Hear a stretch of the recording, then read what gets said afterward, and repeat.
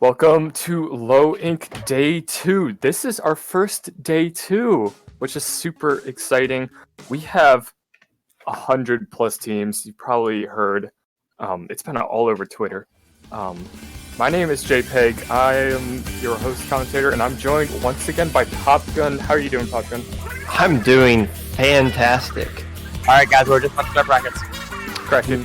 And we're getting feed from a source here. I believe we're just about to start brackets. JPEG, can you confirm that? Yeah, Kraken, can you confirm that? Yeah, sorry guys, I didn't know you were live. Love y'all! Bye, stream! A little behind the scenes look there at our deep sources. Hey JPEG, I got some numbers for you. Let's hear the numbers. Of the 16 teams in Top Cut today, 5 have low ink Top Cut experience, with 11 making their first appearance in a low ink Top Cut. The 5 experienced teams are Leggett, making their second appearance, Trick or Treat, West Broadway Grillers, Persistence, all making their third appearance, and Revitalize being the old man team in this group with their 5th appearance.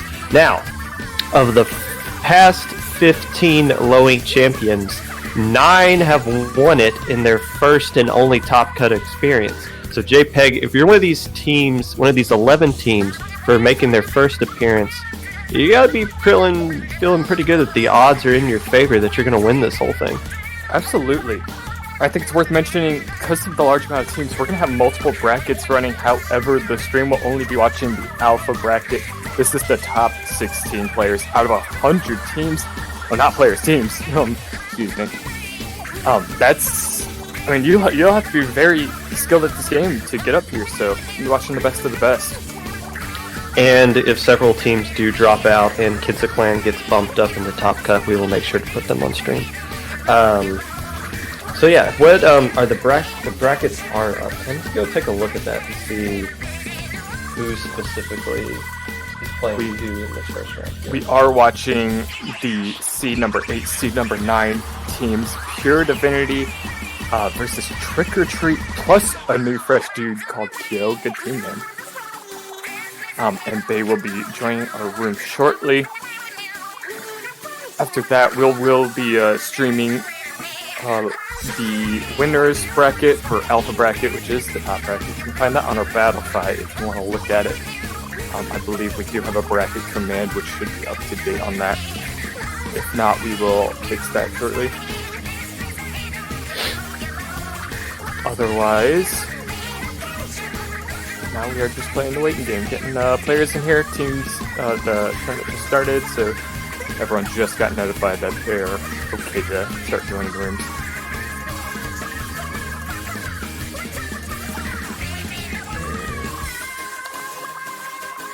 Alpha brackets. Yeah, so there are 3 brackets this time around. Before it was just the top 16 teams. But now teams, I guess 1 through 48, made it into a bracket of sorts. So like there's We're going to be showing alpha bracket, as you said, but there's also a beta and gamma. So there's going to be a lot of action going on today. And you said we're doing number 8. Oh, Pure Divinity and Trick or Treat. Pure Divinity is one of those teams that is making their first appearance at Top Cut here. Trick or Treat is with their third appearance. These guys have actually made it all the way to grand finals in Low Ink before. They lost to some team called Destiny Troops. Who? But they, I don't know. Yeah, irrelevant. But they are an experienced team, and they've gone deep in Top Cut before. So now that there's a double limb, and you can get a second stock if you lose your first one, we'll see if Trick or Treat can kind of get some redemption here. Absolutely, it's always exciting to see team come back to Top Cut. However, I will say the competition's fierce this round, this time around at least. Lots of good teams making that alpha bracket, taking 10% of the total teams playing in Low Ink. Yeah, you're gonna have to really play your best.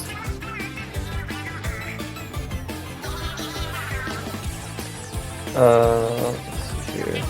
Some of the other teams playing in this first round that we will not be showing you. Voir is taking on Respawn Spirits. Voir being number 1, Respawn being number 16.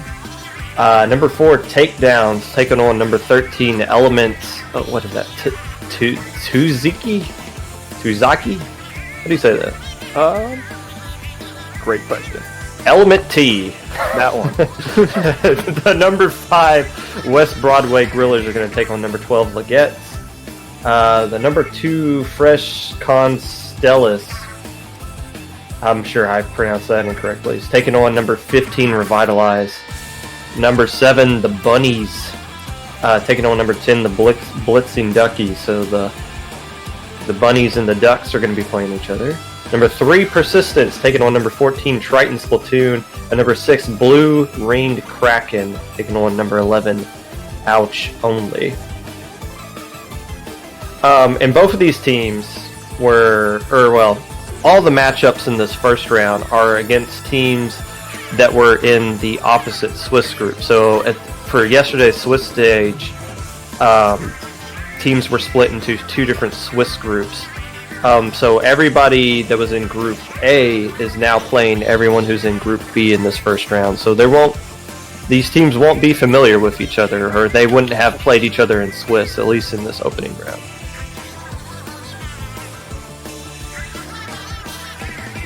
We are waiting for the rest of the players to join the room, and we will get on with our first match of Alpha Bracket today.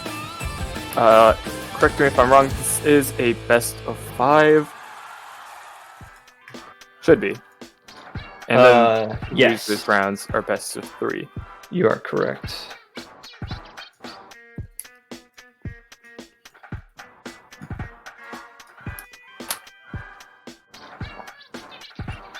Best of 5, and I believe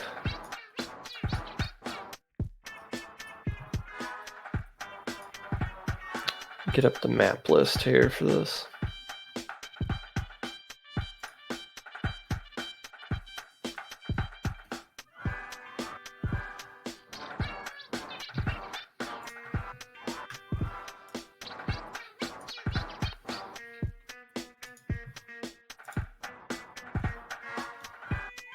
Oh, there it is. You can just look on stream and see the map list. How convenient is that?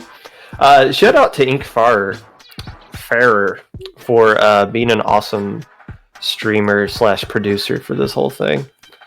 But also, if there's any issues with the stream, make sure you blame him and not us. So teams are ready. They're in the lobby. We're going to go ahead and get started with Clam Blitz at Wahoo World. Personally, I'm not the biggest fan of anything at Wahoo World that's not Splat Zones, just because that bridge that opens up at the Plat only comes up at certain times. And making pushes with Clam Blitz here, a lot of times kind of depends on if that bridge is up or not.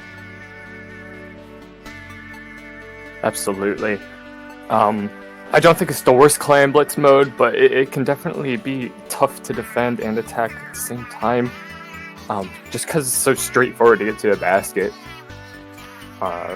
So both teams are going to have to really get their attention, like be on really good attention to be able to watch out for those things and be in communication. Yeah, there's a lot of different ways you can score on this map. Underneath the carousel, over the bridge, or even if you do a deep flank over the elbow on the left side of the map there. But we're going to go ahead and get started and see what kind of funky comps we're kind of used to seeing at Low Ink. We'll see what gets brought out here. Looks like a Octobrush and Sea-Jet on the side of Pure Divinity, with Trick or Treat bringing out a Nautilus with Baller. Nautilus being a popular weapon to use. Definitely more recently than in the past, but that Baller weapon's going to come out really handy here in Clan Blitz. Yeah, absolutely, especially on this map. Baller can be incredibly strong just because it's such a straight shot to the basket. Seeing some other more common weapons from Pure Divinity, like a Junior, K-Shot. Both those are perfectly fine weapons. Of course, armor is almost always a requirement these days. So things pretty neutral in the opening minute here. Both teams doing a good job of controlling the clan economy. The Stingray coming out from the Charger, and not the Sea-Jet on the other side, able to get a couple of picks. So map control looks like it's going to be in the favor of Trick or Treat here in the early going, with this Inkjet going off in the enemy base. And they are able. I was about to say, did they have a power clam? And they did. And now they got a lot of clams they can use to follow up that clam. Nice pick there by Sayo. Trick or Treat making good use of their specials, getting the map control, and now they have. Well, they had a lot of control. At least getting that trade before they get wiped. But that will put them in a nice, comfortable lead for the beginning half of the match. It was interesting. They had a lot. Trick or Treat had a lot of clams there, but only were able to get 6 more points after initially popping the basket. So a good defense by Pure Divinity, and what could have been a whole lot worse of a push on their part. Yeah, absolutely. Pure Divinity having 2 specials ready. Looks like they're about to initiate a push of themselves with the 2 power clams ready. Now they just have to get into the enemy base. You see Mary here doing a lot of great work. A former player for Technical Machine, which has since disbanded. And now on this Pure Divinity team, getting a lot of good kills with that K-Shot. However, a wipe going down on the side of Pure Divinity as Trick or Treat looks to get a second push going here with the T-Tech Poke, getting into position, and a lot of power clams, as well as some follow-up clams ready to go for Trick or Treat. Yeah, Trick or Treat definitely did a little bit of a turnaround there. Pure Divinity not too long ago was ready for a push, but now Trick or Treat's already at Pure Divinity's basket, ready to score. Nice pick there from the Inkjet of Poke, as they do pop the basket, getting some pretty serious points on the board there. You see Sayo looking to get some more power clamps so they can keep this push going. 2 players going down for the side of Trick or Treat, so it looks like this will be the end. Pure Divinity able to get it out. Sayo being the last player alive. They're sharking here, and JPEG, I don't think Pure Divinity is aware that another flank is going to be going on with that jump there. Absolutely, yeah. Clan Blitz can be extremely dangerous with the flanks if you aren't watching every corner of the map. However, they seem to have seen it, and that's gonna at least slow down Pure Divinity, preventing them from totally getting into mid. At least for the time being. It looked like Pure Divinity was able to kind of sniff that out there, but it did cost a lot of attention. And they almost got pincered there with Sayo staying on the plat, but now with about 1:23 left to go, Pure Divinity trying to create a space to make something happen. You see the hammer getting canceled there again by the K-Pro, who's looking to put pressure back on Pure Divinity's side of the map. I think Pure Divinity sees 1 minute left on the clock. They have to make a push, but they're getting a little too desperate for it. Trick or Treat kind of waiting for Pure Divinity to come to them, giving them an easier time with picks. However, there is a brush flanking if Trick or Treat will see it. You see the Inkjet going off here, getting another nice pick. The hammer getting score. canceled. They do score, but with only 7 clams to follow up, and one of them being a C-Jet. So that's basically the end of the push there, with the last player alive being deep in their own base. So with 30 seconds left to go here, Trick or Treat with 29 clams. They're threatening to KO them, actually. This might not even go the full 5 minutes if they can find a way to survive these jumps. Yeah, watching Poke here. Lots of technical player skill from each individual player in Trick or Treat. But it seems all the players are just good at taking 1v1s. That seems to be their big advantage here. Now as we head into overtime, you see the bridge starting to collapse on the platform. So Pure Divinity won't have the bridge to work with, so the ways they can go to score are all kind of very obvious now. It has to be through the carousel there. As you see, they're trying to force something. If they can't score here, it gets denied, but even if they had made that throw, it would have been too short of a time. So game 1 going to Trick or Treat. The experienced team flexing their experience in that first game. Yeah, absolutely. Trick or Treat starting off really strong. Watching a lot of really skilled players here. Making some good plays. Hopefully Pure Divinity, maybe Clan Blitz just wasn't their mode. We can see them, definitely they have the potential to win some other modes. So if we look at the next map, which is Manta Zones, which is one of my favorites. I do like this map mode. It's very interesting. It's not generic, but it's still fun to play on. This is one of the worst maps to spectate from overhead. That's true, actually. But you know what? I take it back. This map stinks. There's just so many different walls. That mask, the middle, does a good job of separating both zones.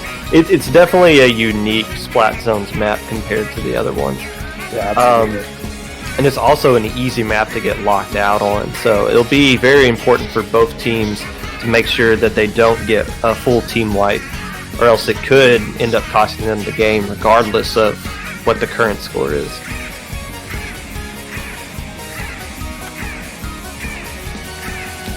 With Pure Divinity, we'll see if they bring out an Ink Brush again, or an Octo Brush. They used the brush, but I'm not sure if it was just for the Clan Blitz mode, or if they plan on using that for other modes as well.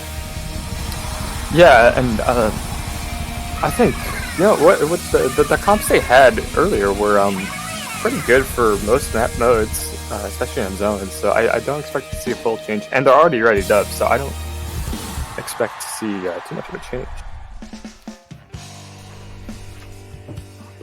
So here we go, game 2. Trick or Treat currently up 1-0 in this best of 5. As we see pretty much the same comp, except for a ballpoint coming out instead of a charger for the side of Trick or Treat. And yeah, the same exact comp coming out for Pure Divinity. I love the ballpoint pick. I think when the first patch came out that nerfed it, people kind of shied away from it, but it's still, with beacons and rain, it's still a really good weapon to use on this map mode. Especially with the Greats. Greats are like any Splatlink's best friend. If that ballpoint can just stay up there and harass Pure Divinity, and it seems like it's working right now, then that's going to give them total map control. Mary getting a nice suction bomb kill there.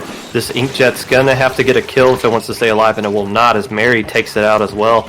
So, but neither team able to get control of zone, but it should go to Trick or Treat now that they got 3 kills of Pure Divinity, and they will to get this opening control of the zone. As you see Sayo starting to work their way into the enemy street, a key area you need to control if you want to create a lockout.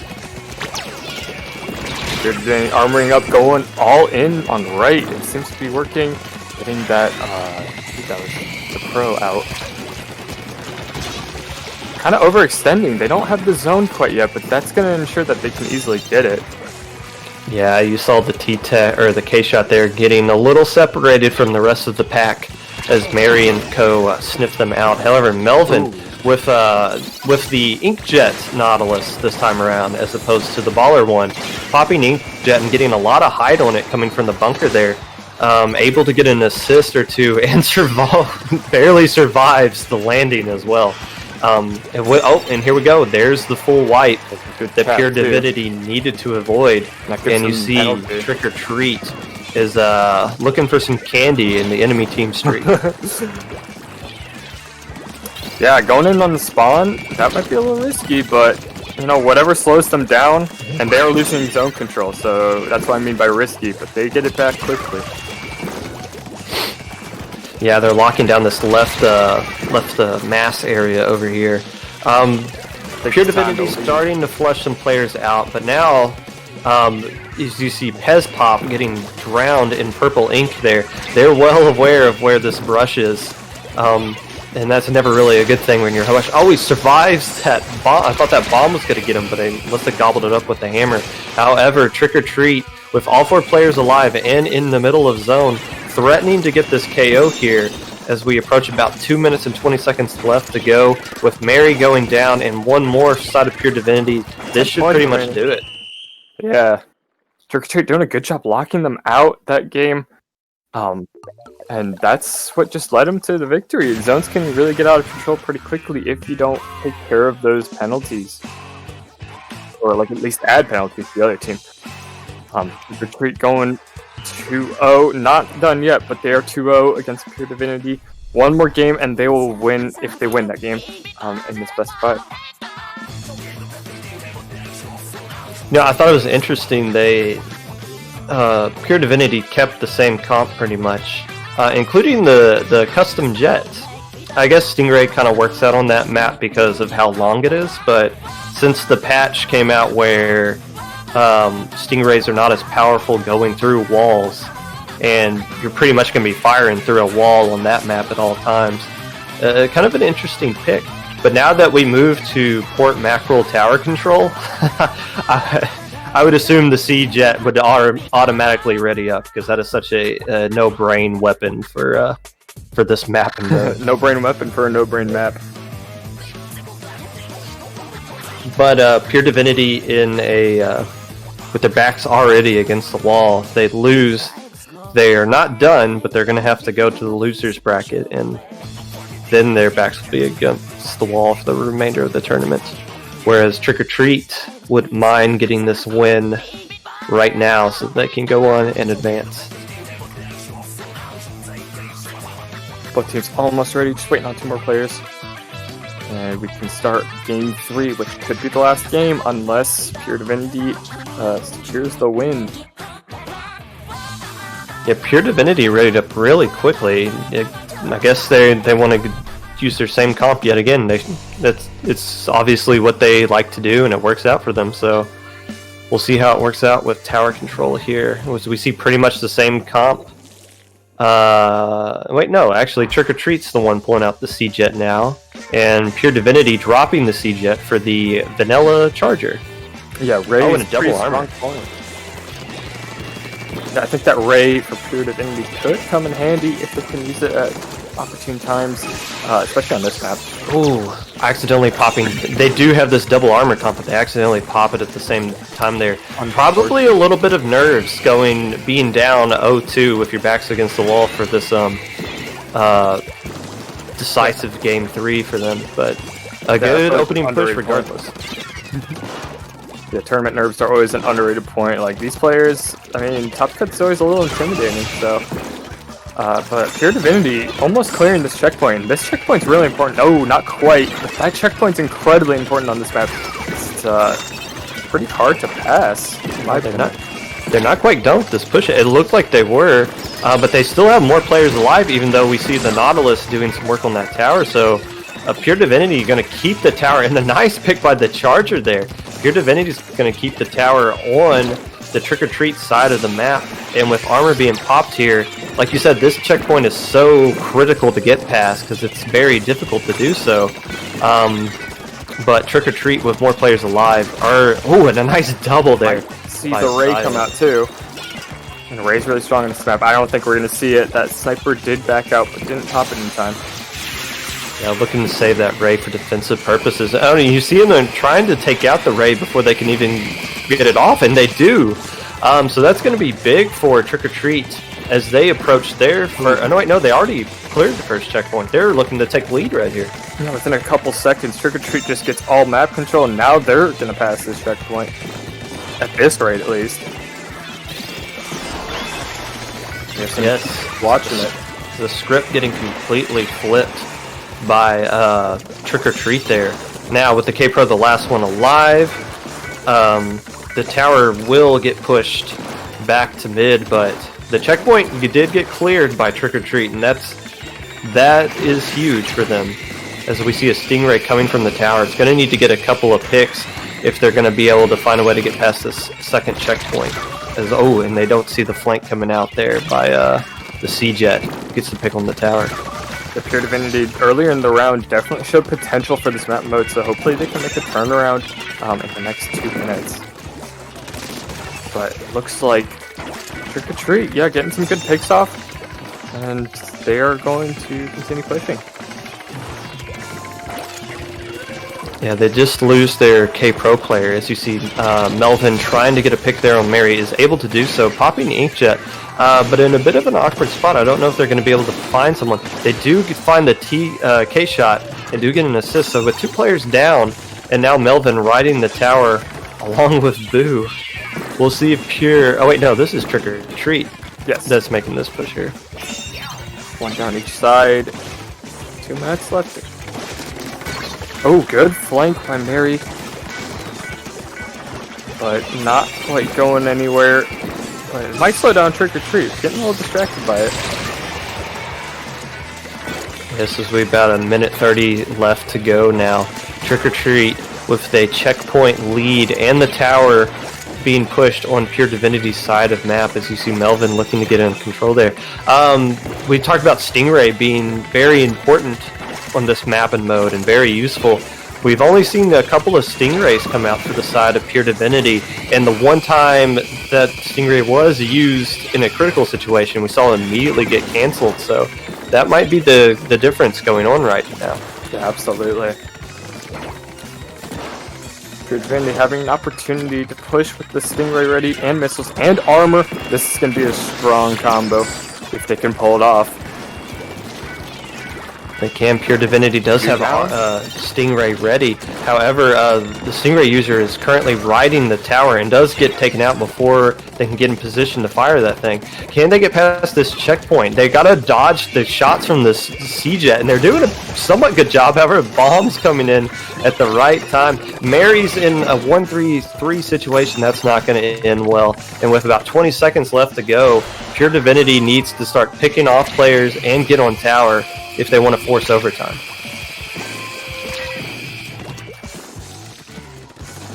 With 10 seconds left. This is a pretty close game regardless. I think Pure Divinity could take the win. Maybe not with 3 down though. If Mary can survive and does not. So Trick or Treat, making their 3rd appearance in Top Cut, has already won a silver medal in this tournament in the past, using their experience to get a quick 3-0 victory over Pure Divinity and advance to the 2nd round of winners bracket, whereas Pure Divinity will head on down to the losers brackets. Not to discredit Pure Divinity, that was an incredibly close game, and the last 2 games were fairly close, at least in some aspects. So I do expect them to play well in losers. Hopefully we can see them again, or hopefully they get pretty far, and I wish them the best of luck. Okay, with that 3-0, we might be a little while until next round. So with that, we're going to take a short break while we set up round 2. Let's do that.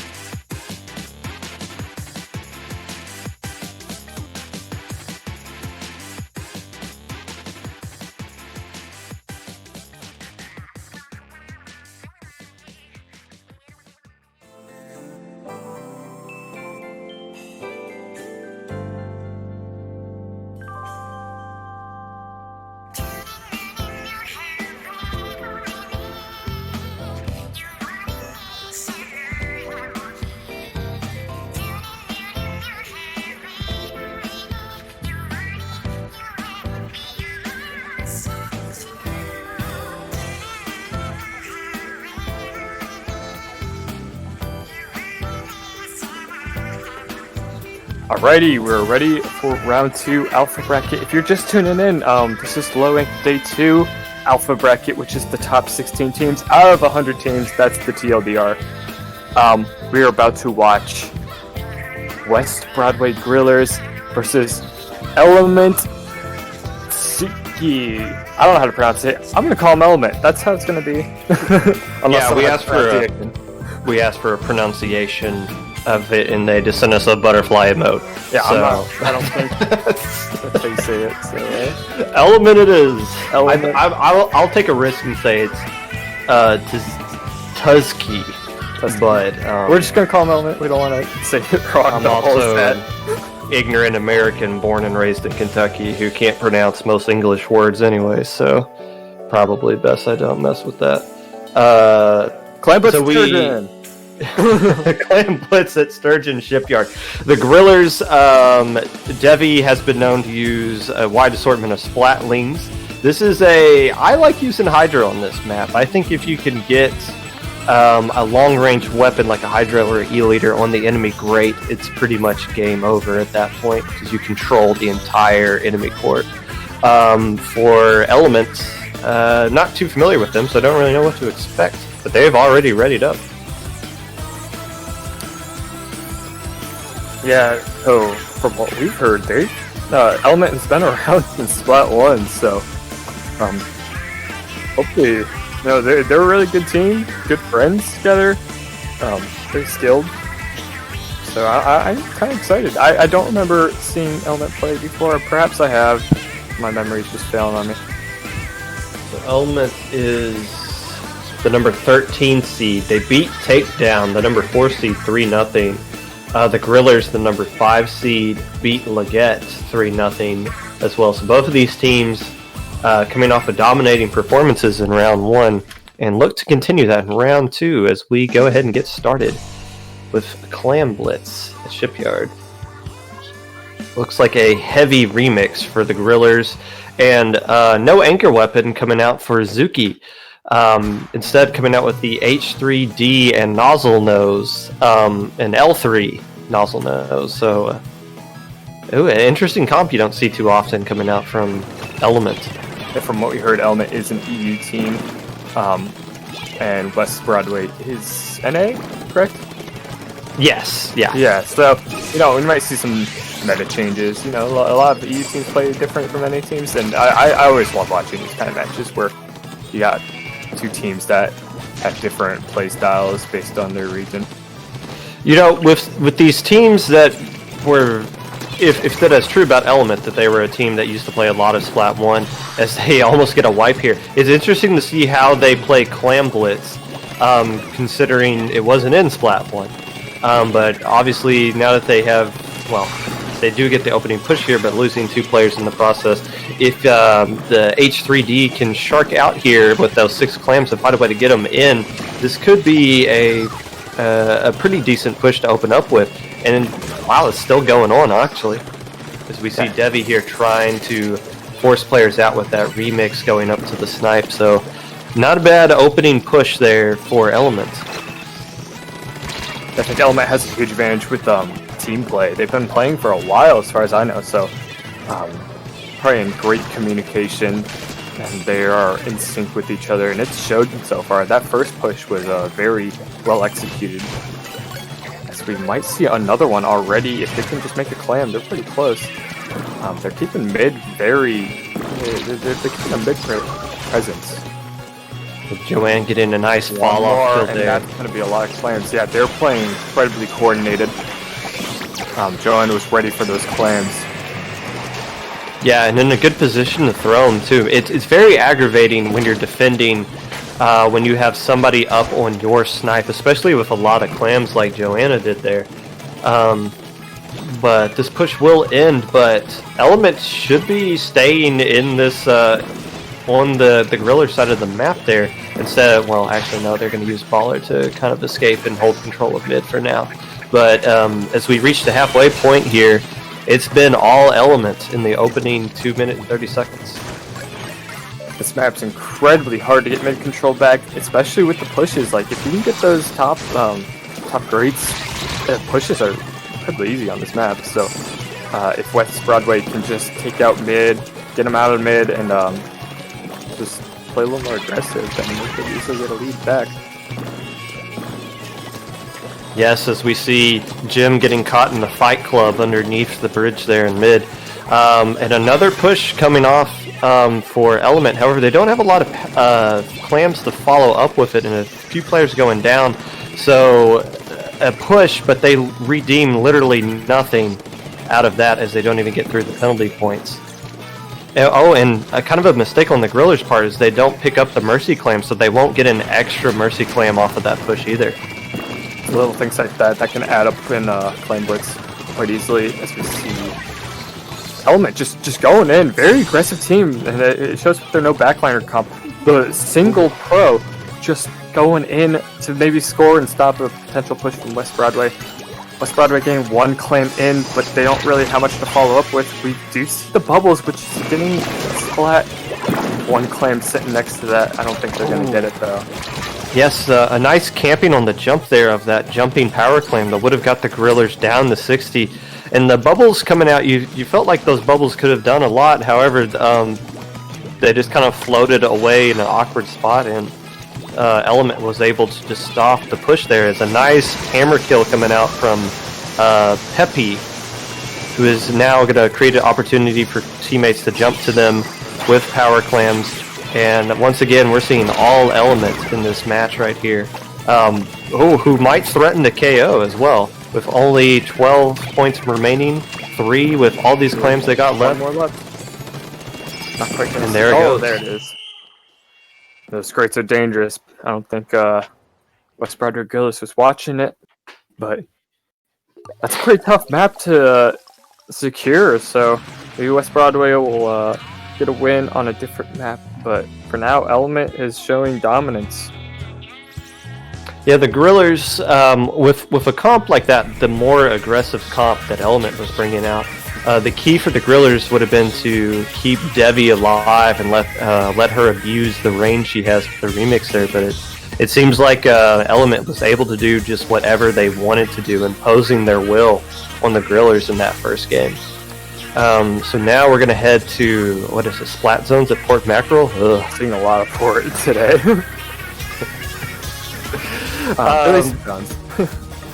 I said this yesterday. I feel like for this map and mode in particular, if you don't bring beacons, you're essentially throwing. If you get wiped, it just takes so long, and it's very difficult to get back to even putting paint down on the zone, much less contesting it. Yeah, beacons are also really easy to hide on this map with all the corners. So it is a strong pick here. But you do bring a good perspective. I never really thought about beacons on this map quite in that way. So perhaps they have the same idea or not. I don't know. That'll be interesting to see what kind of... Element instantly readying up. West Broadway almost readied up now. I think Debbie might be changing. She is the last one. Well, Debbie has a wide assortment of anchor weapons she can pull out. You know, the Kinza L3 isn't the most popular one to pick I do of the personally three. like it. But if they used it on the lap map, and honestly on this map, Inkwall and Hammer works out really well. So I wonder if we're going to see the Kinza L3 coming out again. And we don't. Instead, electing to go with Tetras and a K-Pro. And they splat, or the vanilla splat roller. But an E-leader coming out from Devi. I can't. That's the Ink Mine one, right? That's not the Beacon E-leader. Get it off the top of my head. I think it's the Ink Mine and Rain one. Which can be helpful. Ink Mines can be helpful on zones, but I do think Beacons can be a little better. We'll just have to see how they play it out. One Booyah going out, getting to check out those Dually Sculptures. A nice placement of that Booyah Bomb, putting it behind all the enemy players. They obviously didn't know it was there, as you see Tor... Element ignored the zone. I hate to interrupt you, but that was very crucial because they were pushing up, but they were leaving the zone, which leaves West Broadway at 60 points. I was trying to think how to pronounce that person's name, so I'm happy you cut me off. Yeah.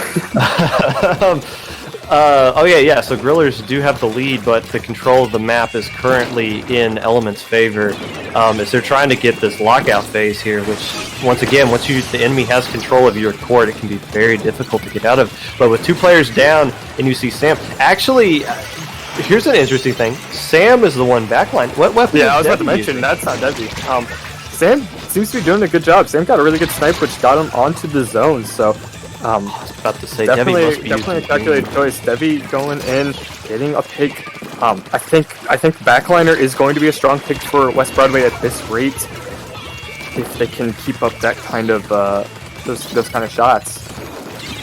And they do get lead back. However, the zone will flip back to in control of Element.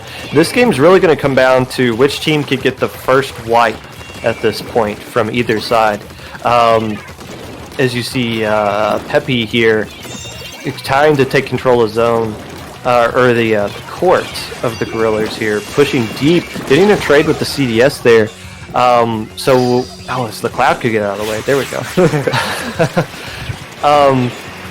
The lead will go switch back to Element, and what has been a very back and forth opening minute or 2 minutes and a half here. What I love about this match is it's backliner versus no backliner and NA versus EU. I love these kind of matches, especially with how close this one is so far. It switches back to the Grillers as they look to reclaim lead. I think they're trying to find out where this roller is. The roller does have splashdown ready and was the last person alive. There's the roller trying to make their way towards zone here, as you see Jim trying to hold on to control of zone with the K-Shot. Won't be able to do so, but does fire off Tenta Missiles. Tenta Missiles working out really well in this map because it's very easy to kind of get stuck in a corner in one of these lanes here. Is able to get a pick, but the Grillers do get wiped with all 4 players still alive for Element. This could be a critical turning point in this game. Yeah, Element might lock them in. West Broadway E-Leader is not the best way to get out of it. I know I said it earlier, but that was a really good... Ooh, never mind. I take that back. They're just going to help them out. The range advantage might just deny a lockout by Element. Oh, that jump kind of left out in the open there. Will they survive? They will not. The Junior going down. You're going to need that Junior to paint the zone with time running out here. That's about 10 seconds left to go. The CDS having a difficult time getting out of there. One player does sneak past, but does get sniffed out as Element able to take control in the last couple of minutes or so and give the win to Element, who is now up 2-0. This is a best of 5, so if Element wins one more, they win this set and move on, and West Broadway will go to losers. But I think West Broadway showed a lot of potential there, so hopefully that won't be happening to them. Look at Debbie top tracking with Junior. Absolutely. I don't know if that's what you want to see from the Grillers, but on this map, I think close quarters and port. Junior is pretty good with getting splats, so I'm pretty indifferent about it. So now we're going to see tower control at Schellendorf. Once again, another map where you like to have an anchor just kind of sit up on your glass and kind of dominate things from there. But with Element electing not to go with the anchor instead of a more aggressive comp, the key to this is going to be, can the Guerrillas keep whichever person they decide to be anchor for them alive, with a lot of pressure that they're likely going to see coming up their glass. Yeah, I am interested to see if Element chooses a backliner, especially on this map. I think a lot of people agree backliner is pretty important on Schellendorf, but I do fully expect West Broadway perhaps use a heavy or E-Leader on this map. What's scary for the Grillers is they can't really anticipate what kind of weapon's going to be brought out here. They've used L3, they've used Tetras, they've been switching out a lot of different weapons, so it's difficult to kind of predict what comp they're going to be coming up against. And honestly, if you're not doing a lot of scrims where you face a lot of different variety of comps that are outside of the meta, it can be very difficult to try to come up with a game plan in the middle of a tournament of how you want to approach things, especially when you're already down 0-2. Yeah, I think West Broadway's really thinking about what comp they want because they're taking already up as they're just now readying up with about 20 seconds left.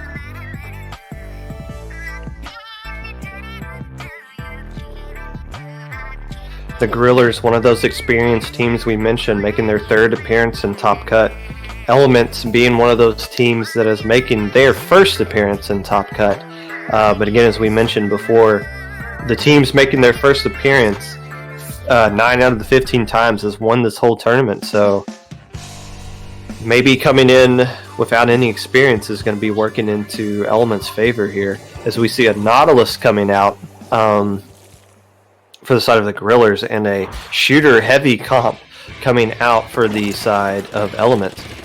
Did a player get stuck at spawn for Element? It looked kind of weird up there. Oh yeah, there seems to be a player that's just now leaving spawn. Unless I was seeing things oddly.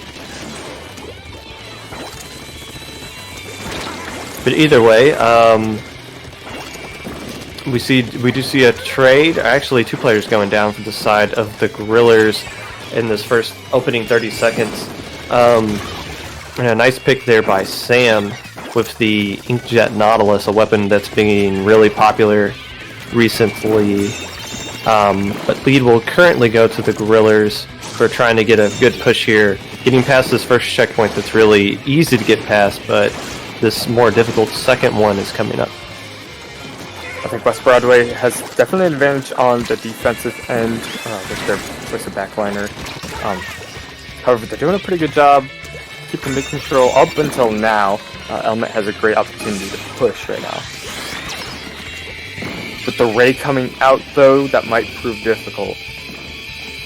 Especially on that first checkpoint. They didn't waste time. They didn't wait for the second checkpoint. They pulled out that Ray on the first checkpoint. They didn't quite stop them as they get past it. Yeah, I was talking about how Element's comp isn't totally meta, but that if you kind of look at their specials here, it makes a lot of sense. They have the double armor comp, which is very popular now.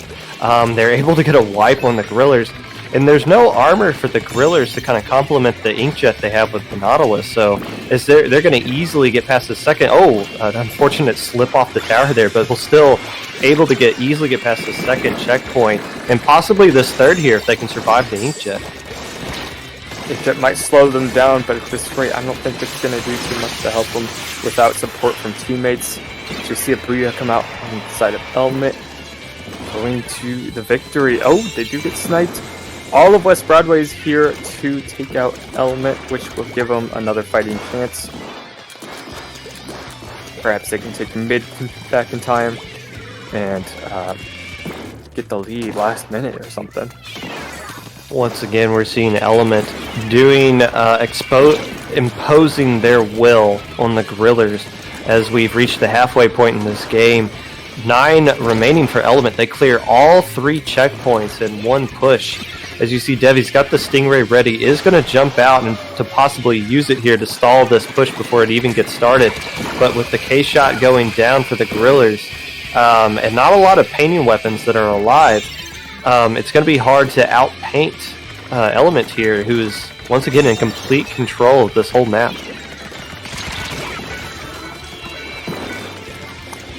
Yeah, I think what Element's doing is just playing really aggressive, not allowing West Broadway to even get control of the map.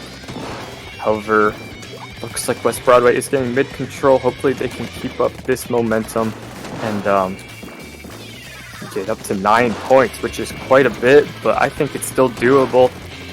Especially with Devi backlining, kind of preventing Element from pushing into that right area. Yeah, if the Grillers could get past this checkpoint, that would be huge. They don't have to get the lead in one push, but they do need to start knocking out checkpoints. As you see the Inkjet there getting swallowed alive by the Booyah Bomb. Devi hopping on the tower as the lone charger. That's a bit of a desperation play just to try to get past that checkpoint, and it's not going to work in their favor. But still, a whole minute and some change left to go for the Grillers. But with Elements, all their players alive and able to push deep up into the Grillers base, it's going to be difficult for them to first flush out Element to even get to the tower, and they don't have a lot of time to do it. I think Element can just play it safe here. They're still pushing the tower, but I don't think they're desperate to make it any further than it has to be. 2 players going down now for the Gorillas as Element once again threatening to do one of these late KOs that they've been known for in this set so far. We got a trade, but with players riding the tower, the momentum is going to carry them all the way to the end. So Element killing them softly and slowly, but getting all 3 KOs in this set. A very impressive performance by Element, who we're going to have to figure out how to actually pronounce that T word, Tuzki, if these guys keep winning, because they're going to keep being on stream with the way they're playing. Believe me, we asked them. They won't say. Team Butterfly. Yeah, that's what they told me. But unfortunately with the 3-0, there are other matches going on that we have to wait for, which are a little closer. So we're going to have to take a short break while we wait for round 3 to be prepared. All right, we'll see you then.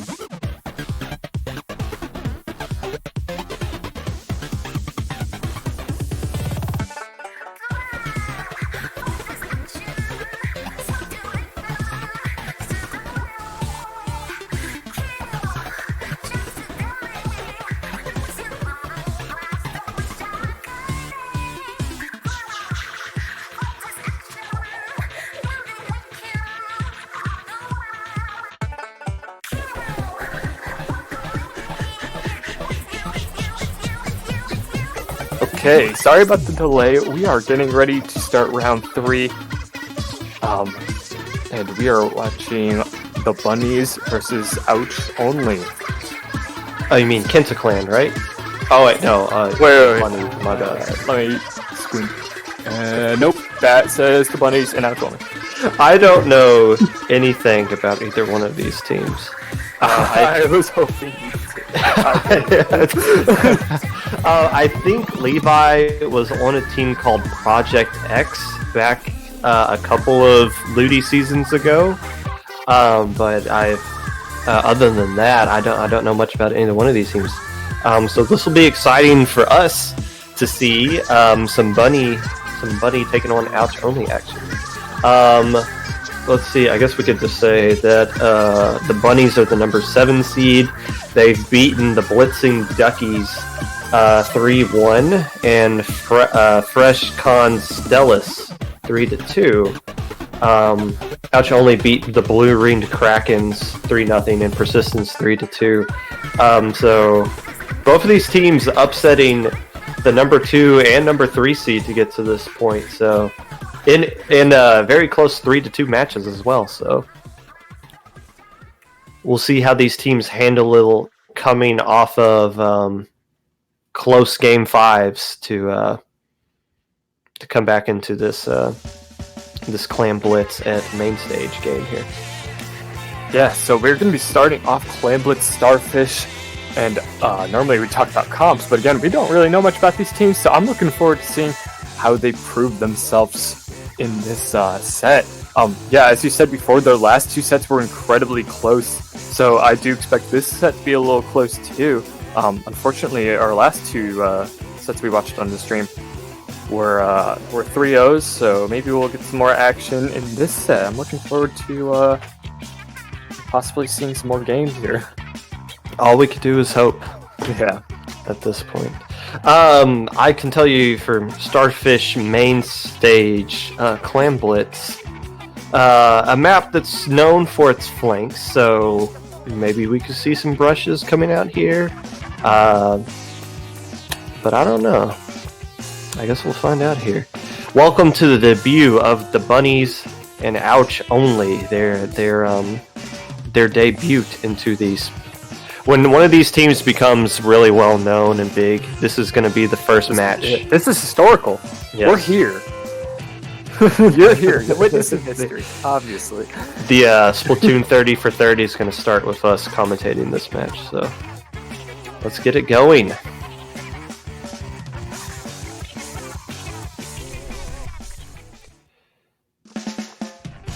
And here we go. Clan Blitz at the main stage. A pretty traditional comp coming out Bamboo from the side of Ouch Only. With a Remix, Kraken, Roller. Actually, no, that's a Vanilla Squelchies, a VDS for Ouch Only. Wow. And L3 and Bamboo and that's a Hero Roller coming out for the side of the Bunnies. So we're gonna have to get a little used to both these teams. We don't really know what we're expecting here. However, the Bunnies seem to be very calm, collected, throwing clams at each other. They're building that power clam, leaving it there. I'm liking what I'm seeing so far. Getting some easy picks, waiting for Ouch Only to show up to them until they're ready to push. Yeah, 2 players going down. Make that 3 on the side of Ouch Only as Levi with the N-Zap, trying to stay alive in mid here, getting sucked out by themselves and separated from the rest of the herd. You see somebody jumping in to try to help them out here. Let's see, the clan economy heavily in the favor of the Bunnies right now. The Bunnies actually have a really good painting comp, if you look at it. So that roller's going to have a lot of paint on the ground to work with, which works out really well as we see a lot of Bunnies hopping in here to get a couple of clams in. How do you do that? Possibly won't get it any more unless Judy Hops over here does manage to land and get a bunch of clams in undetected by Ouch Only. Yeah, you mentioned flanks are strong here, and the Bunnies are well aware of that. That was an incredible push. I didn't think it would go that far, but it did. The flank threw out the spectator cam as well. We didn't even see that coming in. That's how good it was. Ouch only electing to pick up that Mercy Clam very quickly. But it doesn't seem like they're in a position or wanting to do a push just now as their roller already goes down. But they do have a Booyah Bomb ready to go. Actually, the bunnies have a lot more clams than Ouch only does at this point as well. So we might see another push coming from the bunnies before Ouch is able to get anything off. Yeah, the bunnies has a really good grasp of Clam Blitz as a game mode. They've proven themselves throughout this game. They're doing another jump in. And yeah, the L3 is going to go out, but that's going to get them more clams, and that's going to stop Ouch only for a couple more seconds. Yes, with the unless the junior does something sneaky, because they do have 8 clams, however, the barrier will go back up. So Ouch only will have an opportunity to get control of mid here as we've just crossed the halfway point. Armor coming out as well. I guess it is kind of worth noting the rollers on each side of the team, the Crackle-On on the side of Ouch only and the Vanilla on the side of the bunnies there. However, the bunnies have a little bit better of a painting comp, which is giving more room for the Vanilla roller to get things done. As you see, the Crackle-On's having a little bit of difficulty getting picks, at least in this early going. I love watching the bunnies pass around these clams. They are so well coordinated in it. You love to see it. And they're already ready to push. Baller in, gonna get those jumps. Yes, and, you know, this isn't ideal, but like, okay, that splashdown jump just made up for it. But you know, just sometimes just jumping in, throwing clams in, and then dying to it still works. Yeah, especially when you have a double, when you have all those players kind of focusing in on those splash, on those jumps that were coming in there. Where As was we that see the KO? KO.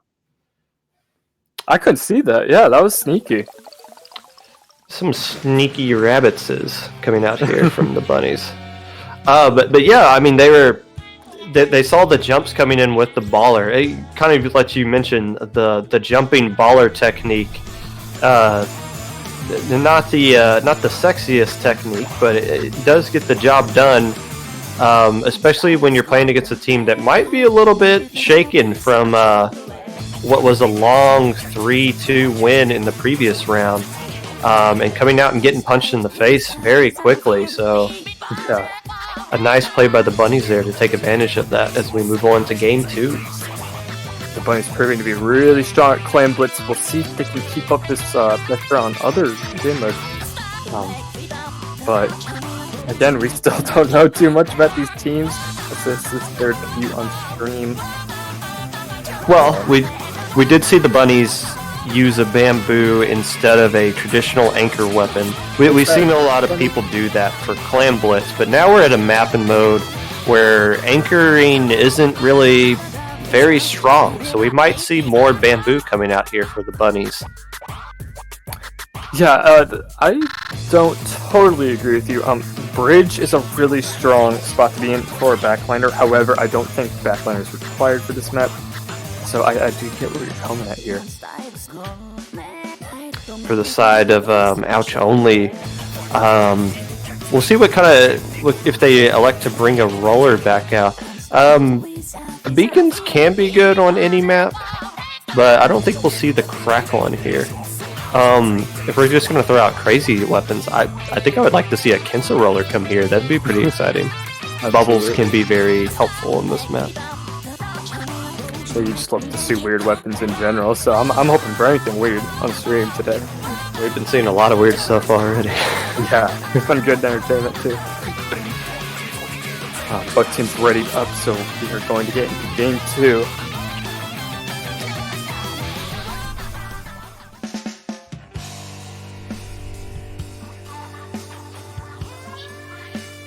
All right. Oh, a Flingza coming out for the side. What weird weapons? Of Ouch only. And you know what? The bunnies, hearing what I had to say, doubled down and said, well, actually, we're going to use the longest ranged anchor weapon in the game in this Cove E-Liter. So take that. Yeah, it's an interesting choice, but I don't disagree with it. If the bunnies can keep up pressure, that sniper is going to help them maintain it if anyone's trying to like flank in or anything. However, Ouch only already popping off an armor. Maybe going to get that zone. The E-Liter goes down. I guess to this to Levi there with the end zap. So we're in a 2v2 situation. Zone currently in control of Ouch Only, but that's going to go quickly to the Bunnies as they do get the wipe, taking down the remix. You see the Vanilla Roller coming out here for the Bunnies, which is what they used last game as well. But yeah, the Flingza, I guess Flingza is kind of a niche popular weapon nowadays. That is the Tenta Missile one, I believe, with Suction Bomb. So that they are using the CDS, the more traditional Squelchy's weapon, as opposed to the BDS they were using last game. Oh wait, no, I'm getting confused with somebody else. Yeah.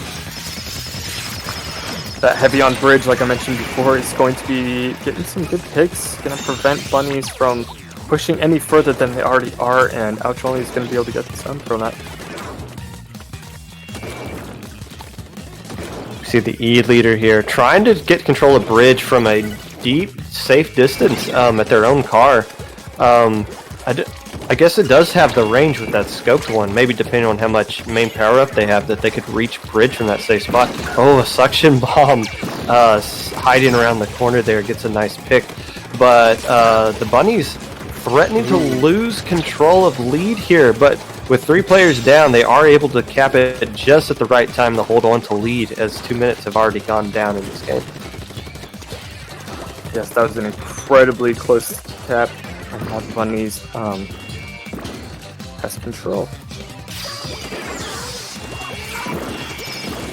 The Flingza Roller, you see, it's already gotten off 3 missiles, but it's having a difficult amount of time getting picks.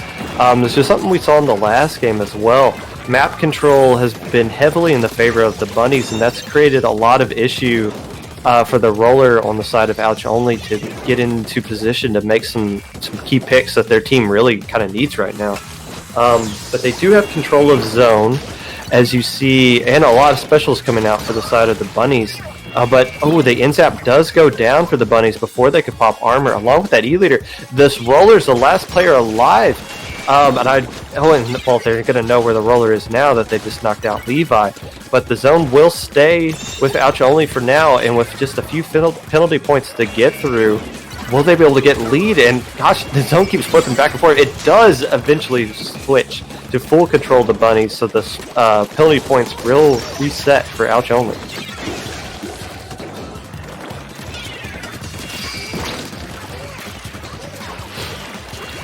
As we reach about 1:30 left to go here. Zone tinkering back and forth. Both teams having a difficult time holding control of zone for too long. But with 2 players going down, make that 3 for Ouch Only. The Bunnies look like they're going to be able to get into control of zone for at least a healthy amount of time to get past penalty points. But just as I say that, the last player alive, Max, able to get a big pick here and using Booyah Bomb to try to force the Bunnies out of position, as Max getting into control of the bridge, which is a good spot, like you mentioned, JPEG, where you want to be when you want to control the whole map with your anchor weapon. Yeah, absolutely. And with that, they are able to get control, and hopefully they can keep it throughout this penalty. The game is still really close, so they have lots of map control. Some of the players going down, but hopefully they can keep it up. But the Bunnies have proven to be really aggressive, so yeah, already we're seeing some aggression here, going onto the zone, trying to get these last 30 seconds, making it count. Max has been playing huge for Ouch Only at this point, getting some key picks at the right time. Finally goes down. I was about to say, has been staying alive long enough, and that's really been the key reason why Ouch Only has been able to stay in this game. But getting that full team wipe, Levi coming in, and this jump is going to get swallowed up by this Roller. I don't see a way for Ouch Only to contest the zone in the next 2 seconds, and they will not do that. Bunnies hopping all over Ouch Only to go up 2-0 in this best of 5. Now 1 win away from making it to winners finals. Sorry, we are seeing some stream issues. The stream seems to have froze, but you didn't quite miss too much. The Bunnies did take the lead. Yes. In the end. Sorry about that. Well, I kind of noticed that myself. Yeah, we're working on it. Hopefully. Yeah, okay. Seems to be back. Sorry about that. That's super unfortunate. That needed to happen at the end, but at least we caught it very early on. So the bunnies have gone up 2-0 as we move on to Sturgeon Shipyard. Okay, and my view is back up as well now. So there we go.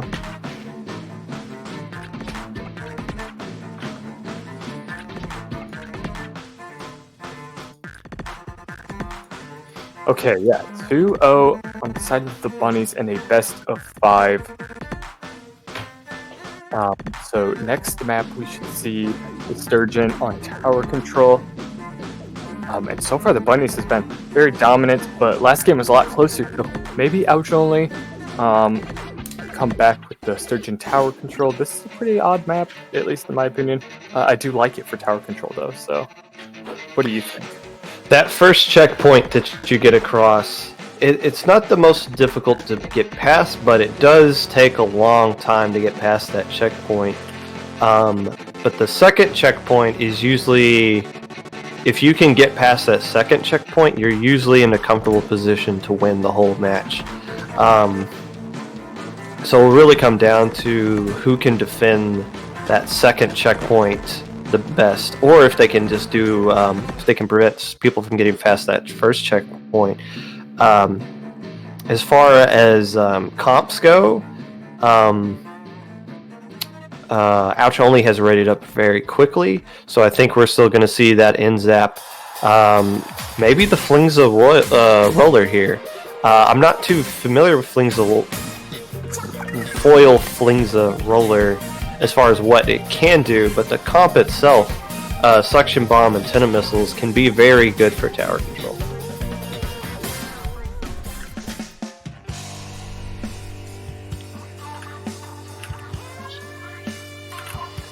So here we go. We see a Luna Blaster coming out for the side of Ouch Only. That is the Baller Luna Blaster. So not a Flingza. Still the same comp outside of that. On the side of the bunnies, pretty much the same comp from them as well. Octoshot, Scoped E-Leader, and Hero Splat Roller.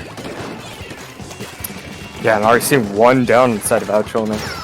2 down now on both teams. And yeah, looking to be the bunnies doing their usual playstyle, being super aggressive. Already going to about 70 points, maybe getting past checkpoint 1. Not quite. Yeah. That Booyah Bomb's going to delay that. Oh, that Booyah Bomb thrown. Perfect spot to take out the E-Leader. Max taking down I Heart Laura. And with 2 players down for the side of the bunnies, here comes Ouch Only's opportunity to get a good push here. And this is the kind of push you want to have approaching this first checkpoint with multiple players down for the other team. However, the roller able to create enough of a distraction for the bunnies to get back into position here. As you see, this E-Leader is just going to feast on the tower, and that will end the push for Ouch Only. So a great play there by the roller, not getting any picks, but allowing their team enough time to get back into action to shut it down. Yeah, absolutely. Close game so far, so hopefully Ouch Only can make it a 2-1, maybe turn around the bracket. Not bracket, the set. But so far, the bunnies doing their usual aggressive style, maybe going to get past this checkpoint finally. Looks like getting the teammates around here. However, Ouch Only doing a little bit of a flank from mid with the baller. Interesting choice, but looks like the bunnies still gonna push through this checkpoint. Yes, and they've already used their Booyah Bomb, so the bunnies are going to be in a good position here to get past this.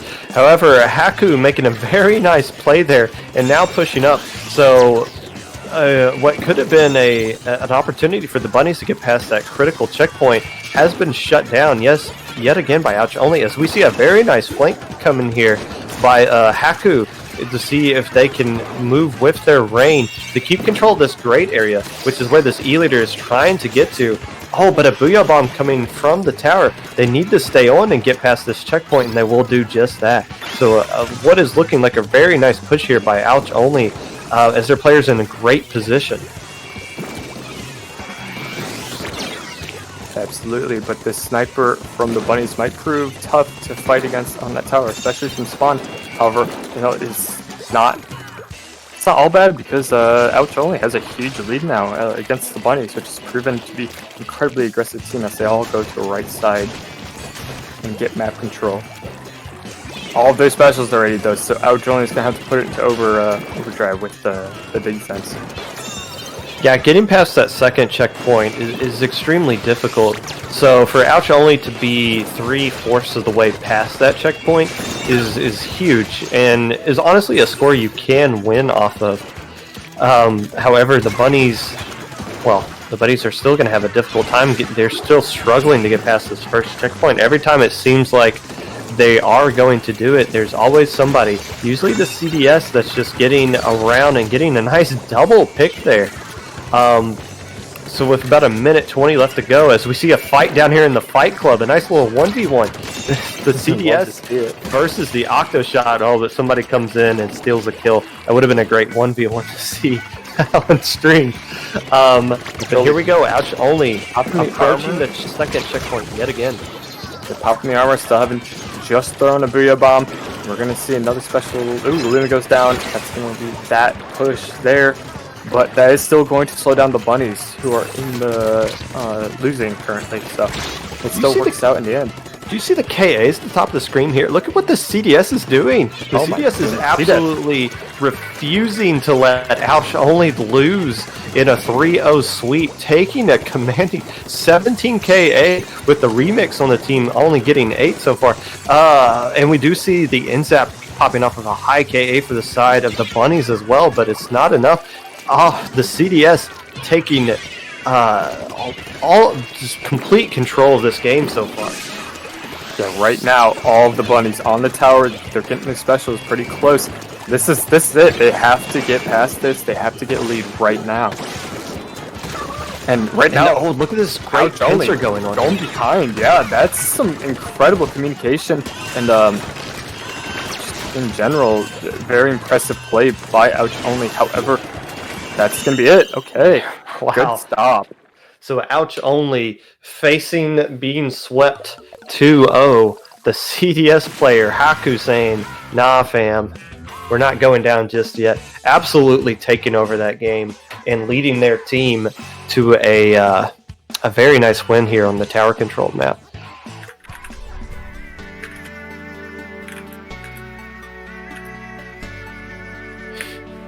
So we're going to be moving on to the first Rainmaker game we have seen this entire stream, JPEG. Rainmaker and Anchovy Games. Now that you mentioned it, I didn't even notice that. No, I'm not complaining. But, you know, you got to play all the maps and modes. This is not a no Rainmaker tournament. It's just always been in Game 4, and we haven't seen any match go beyond Game 3 at this point on stream, so... Yeah, and with tower control and the aggression from the bunnies, I don't know. This could be anyone's game right here. The bunnies likes to play really quickly, and the Rainmaker encourages that, like, very fast pushes, while Ouch only likes to be calm, calculated, especially with that pinch we saw at the last game. That really proves that. I think this could be anyone's game. I don't think we're going to see the scoped E leader coming back out for the side of the bunnies that we've seen these past couple of games. Something we saw a lot yesterday is Chargers dropping the anchor weapon altogether in favor of Sploosh 7s. Like we saw that consistently throughout the entire day. So I wonder if that's... tweet about that. Yeah, I did. So Sploosh 7 is apparently the meta of the week. I mean, I play heavy, but sometimes I play Sploosh 7 for fun, but, like, not in a tournament. So I don't know what's going on here. So don't be surprised if we see a complete change from the scope. Nope, they're still keeping the scope. We do see a Neo Splash coming out here for the side of the bunnies. We haven't seen that all set, but that Bomb Rush can do a lot to insta-pop the Rainmaker by themselves if needed. And we do see a Splat Roller coming out for the side of Ouch only. I believe that's the 4th different weapon that player has elected to use in this set so far. Both teams fighting for mid, and the bunnies looking to get an advantage with one down on the side of Ouch Only. I think they're ready to pick it up. I think they're waiting for the armor too. That Zap has to get the armor going real soon. That bomb rush, taking control of the street there. Able to take out the remix as two players do go down for the side of the bunnies, but they do get a nice push. If you can get it up to the plat and then land down to that pillow where you saw that the bunnies were able to take it there, you can get a pretty nice win, a winnable score. However, Ouch Only is going to have to slide this flank. They do drop the Rainmaker down. Oh, but actually they killed the Rainmaker before they landed, so the game's going to keep the Rainmaker up on that spot. But I don't think the bunnies can get to it. Yeah, I think so far the bunnies proving to be a little better with the Rainmaker. As Rainmaker moves as fast as you can, the bunnies is a really fast-moving team. I think what Ouch Only needs to do is start taking advantage of their reckless nature. As they'll jump in and die if it means getting a trade or something. See Ouch Only trying to establish control of this plat with Rain and the Rainmaker having down it. However, Laura getting the nice pick the instant the Rainmaker pokes their head up the wall, trying to see if it's late. And I Heart Laura says no, it is not safe just yet. So a nice stall there by the bunnies as they keep control of their plat for now.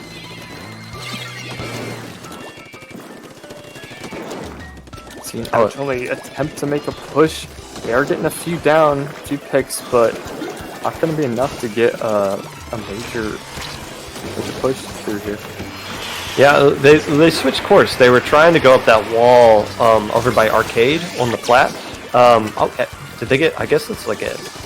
I don't know how I heard Lauren got killed there. Probably from Rain. Perhaps. Yeah. Oh, so they took the Rainmaker all the way from the wall. It looked like they were going to go fan, but now it looks like they were trying to take it over that awkward route on the right, which some have said is the worst route you could possibly take in all of the Rainmaker modes. So interesting to see where Ouch Only chooses to try to take the Rainmaker now that they pick it up yet again. And they are going to go that way. Not the worst. No, I do think it's the worst, but it's not a bad choice. But you know what? Nobody's over there to defend it. No one expects it. Wow, look at that. Nobody was over there to defend it, or there was one player in but they were able to pick it off, so that route really worked out for them there. And they got a huge lead. A lot safer. The bunnies kind of doing their aggressive playstyle. It's not really working out too well for them, as they were all busy trying to get some picks off in mid, but they weren't expecting it. This push is not over yet either, as we see Ouch Only still hopping in here. Well, actually, they will get eventually wiped here. Slow them down. Hopefully, they can still have time to get mid back. But with roughly a minute left to go, Ouch Only with a huge push there, getting a very commanding lead. It's going to be very difficult for the bunnies to come back from a score like that, unless they can find a way to just get a wipe here. I don't think they see the roller coming. Yeah, these rollers are going to prove tough against the Rainmaker. The roller gets called the out kill. at all. Yeah. The roller able to slip past one of the bunny players over there that did see them, but it was a little too late. So again, a nice stall there by Ouch Only, who is able to get control of mid. If you're the bunnies with 30 seconds left to go, you got a lot of ground to make up now. Now you have to get control of mid before you can pick up the Rainmaker. And I don't know if they realize the CDS is shirking right here either. It's just kind of keeping an eye on the Rainmaker, waiting for someone from the bunnies to pick it up so that they can get the kill, which will likely be the last opportunity that they have to push with this Rainmaker here. And I don't know if they can pop it in time now. I don't think so. I think Ouch Only throwing the Booyah, that's going to prevent the pop, and that's going to be game 4. 2-2. This is an incredibly close game. I can't believe that worked. Yeah, for real. I mean, I see how it worked. And honestly, they moved so quickly on that deep right side there with the Rainmaker. It just kind of caught the bunnies off guard, and it just slipped behind everybody.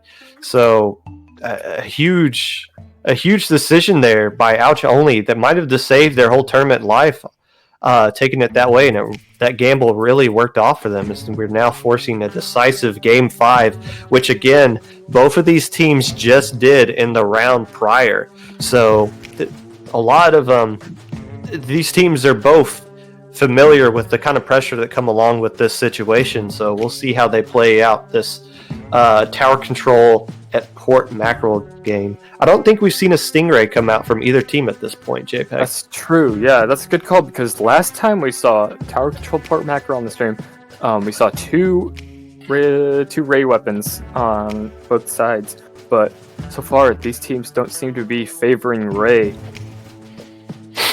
And the Bunnies favoring that scoped E-leader. So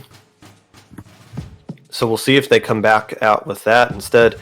Ouch Only been favoring the Booyah Bomb Remix Heavy as well. So, which Booyah Bomb is, in my opinion, a better special for tower control. But for this map in particular, Stingray is just so useful, especially combined with missiles. I guess the real question for Ouch Only is, since they've had that one player that's literally used a different weapon every single game, what is that fifth and final weapon they haven't shown us yet that they're going to bust out for this one?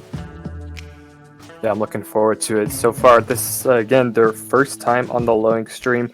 And this has been a wild ride, seeing both these new teams that we weren't familiar with start playing, and they're playing incredibly.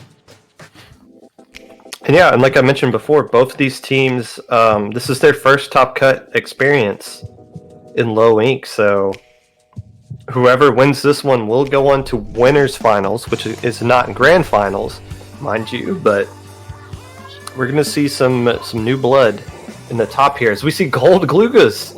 Oh, really? So a wide range of weapons. Actually, no. The Gold Glugas is the CDS. No. The Gold Glugas is the remix player for Ouch Only. Interesting. Yeah. So they're going with Bamboo. And we do see a Stingray coming out. I believe that was the E-leader normally for the side of the Bunny, so they do elect to come out with a Stingray for that. But yeah, a really interesting comp. And not a very paint-heavy comp for Ouch Only. Yeah, looks like the Bunnies doing their usual super aggressive initial push, which looks bleak now, but Ouch Only, same thing happened last game, and Ouch Only pulled through near the end, so yeah, right now Ouch Only being a little more calm, calculated. We're starting to predict these teams a little bit better. Well, I wouldn't predict Haku coming out with Bamboo. They've been so dominant, especially the last tower control game with CDS, electing to go with the Bamboozler here. So we'll see how they choose to play that weapon on this map and mode. That they're not using an anchor for it. Electing to go with the Gold Glugas instead of the remix is very interesting. But we do see the Stingray coming out here. The Ouch Only is able to survive it, but they're not going to survive the blast to the face from Laura. As 3 players go down, we'll see how this push ends up for Ouch Only. Yeah, right now it's looking a little even in terms of mid-control. Really, the goal here is just to perhaps get specials, get map control. Don't push the tower quite yet until you get some picks. Just in a standstill here.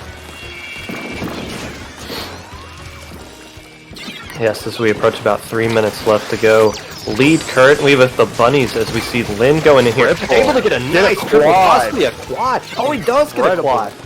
Wow, so that'll open up the door for Ouch Only to cruise to the second checkpoint. I don't know if it'll be enough to get lead, as the Bunnies can easily hop back up in here, but they will get lead. But now a very nice play by Win, a very clutch quad coming from the Ouch Only roller. Yeah, right now it's still a pretty close game, although Ouch Only did get the lead. The Bunnies could easily just cruise in. If they get enough picks, enough specials, they can get past that checkpoint. And really, that's what the name of the game is. Get past checkpoint. The Fort Mackerel has a very obnoxious checkpoint to get past. So that's kind of the name of it. Bunnies are in a good position to get past the second checkpoint. Almost uncontested now as the Bamboo was the last player left alive. And the Bamboo does go down along with the Galugas. So the Bunnies threatening this third checkpoint now. And combined with armor, this ends up in great position to knock off anybody who tries to hop on the tower here. With about 2 minutes left to go.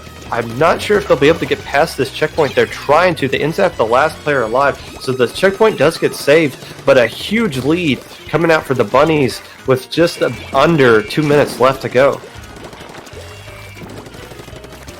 Seeing armor out by Ouch Only. And perhaps they can get a last minute push with 1 minute 30 seconds left on the clock. Seeing a baller a little early perhaps. I'm not sure what the intent here is, but they can make something work out of it. These Galugas have they're gonna get a few picks. That's gonna leave 3 down on the side of Ouch Only though, which is not gonna leave him much time to get another push in before time runs out. Well, that was the first baller that the Galugas has gotten off the whole game. They're probably thinking like, man, I haven't used the special this whole 4 minutes. I need to use it now rather than just die with it and try to create something to happen. Unfortunately, unlike the roller play earlier, nothing came out of that baller play as we see the Inkjet here in the enemy snipe, able to get a nice pick on the roller.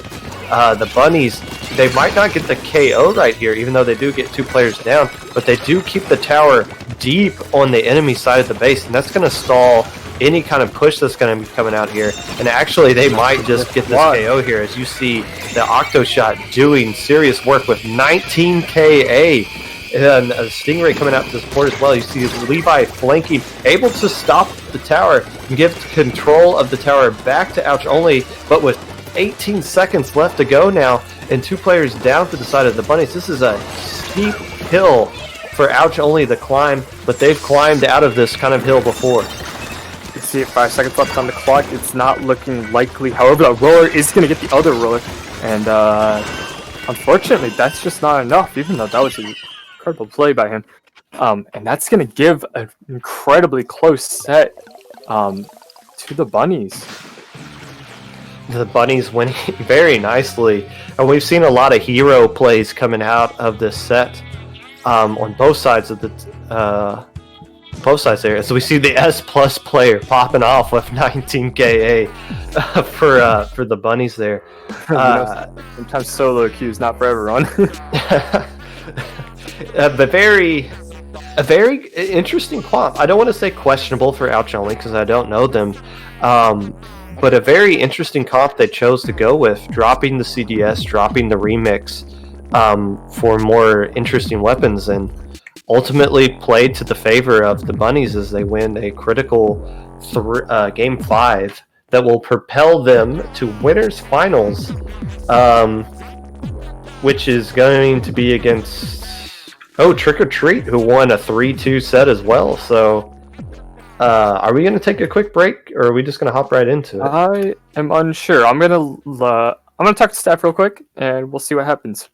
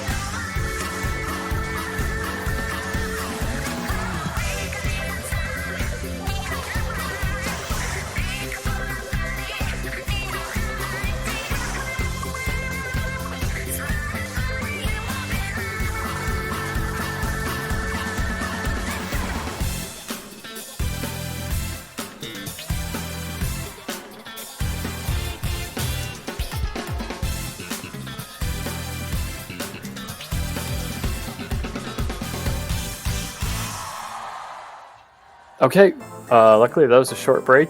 We are getting ready for round 4 of Alpha Bracket of Low Ink. That's a lot of stuff. So we're watching 2 teams we already watched. I'm really excited for this.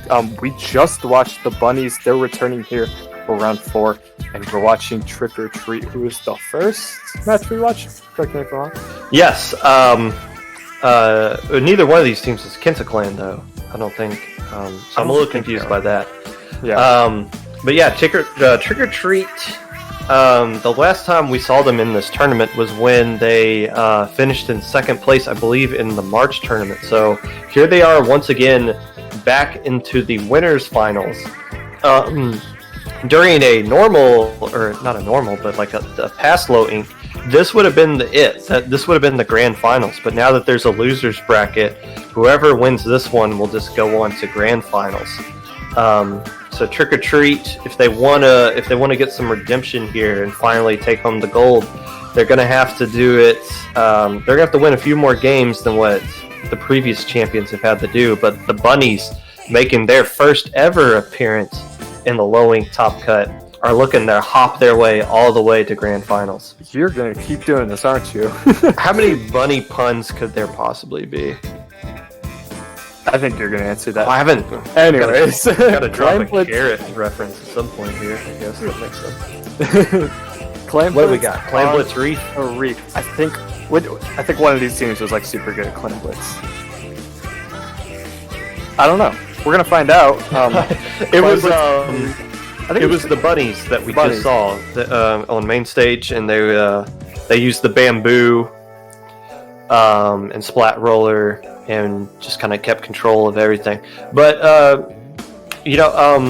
Trick or Treat has had the easier path, or I guess I shouldn't say easier, but they've had the less stressful path to winners finals, as the Bunnies have had to play in back-to-back game 5s. So maybe the Bunnies are a little bit battle tested at this point, but Trick or Treat definitely has a lot of experience on their side. Yeah, I'm really excited to see this stat. Both of these teams have been playing incredibly well, so I think we're gonna have a good one on our hands here. So we get into game 1. What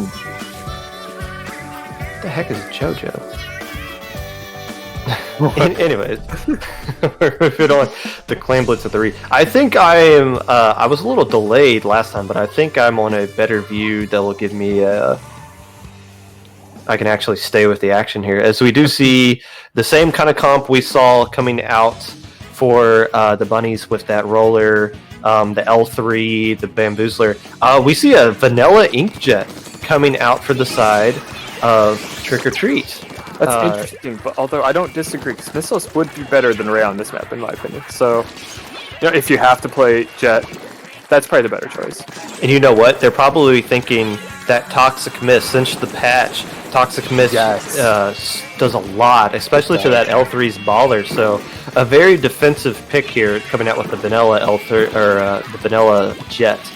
But a lot of specials, all 4 specials ready right now for the Bunnies. But the L3 does go down here, as we see they're going to have to use those specials for defense. Trick or Treat being very aggressive here in the opening.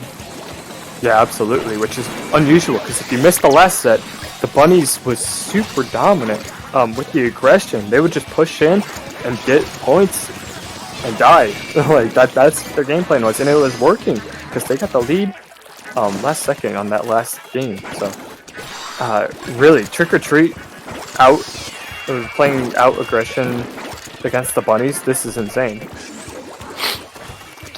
Yeah, and Trick or Treat with a very aggressive comp as well. A Nautilus to go along with that T-Tech. They do have Baller ready on their own. But we do see the jumping. Wow, whoa! They got so many clams in there in such a short amount of time. They do get wiped, but they get 69 points in one, like in a handful of seconds there. But we already see a counter push coming out for the side of Trick or Treat, and a lot of clams spawning by the basket. They might just give it to them right back here, and they do. What a high-packed 20 seconds that was. A lot of halfway scoring going on.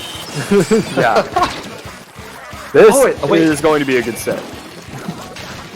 Might be a little didn't know too if quick. they- We might see just KOs everywhere.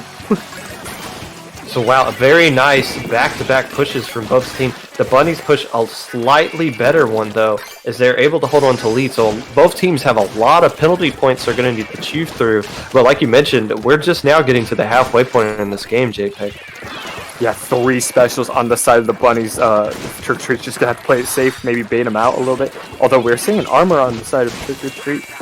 And missiles, they're using them as soon as they got them. And that's gonna get a pick on that roller at least. Seeing the jet. Yeah, I'm not sure how this is working, but Trick or Treat, despite the Bunnies having so many specials, Trick or Treat's just at their basket, harassing them. Oh, but the Bunnies are also at Yeah, they're gonna have the to watch basket out. of Trick or Treat as well. So like both teams trying to score on each other at the same time. 3 players going down. You see Sayo begging for somebody to jump in with just 4 clams so that they They can don't pop have this basket clams. here. They're gonna have to get creative here. Ooh, good shot by the roller, I believe. But Yes, Bunny, D-Bunny for the Bunnies, coming in with a nice pick there, jumping out from the trees to smack them in the head with the roller. As we approach about a minute 40 here. We did see some fireworks in the middle, but things have trying to calm down. Both teams trying to get another push going, but the pushes just keep getting denied. 2 missiles from each side, just gonna scatter everyone for a little bit.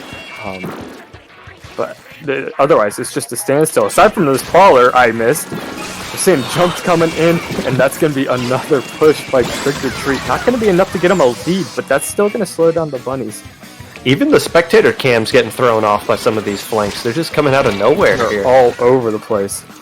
So a good push, but since there's so many penalty points, Trick or Treat redeems literally nothing and doesn't get control of the lead there as we now reach about a minute left to go. A lot of clams on the side of the Bunnies. They do currently have the lead and a baller built up. If they can find a way to sneak past all these guys, they do with the curling bomb there. Now we get to actually see a flank in action as nobody catches the L3 here, who's going to baller just protect these jumps, and the power clams are going to get in. They do chew through their penalty points and possibly do a lot more damage.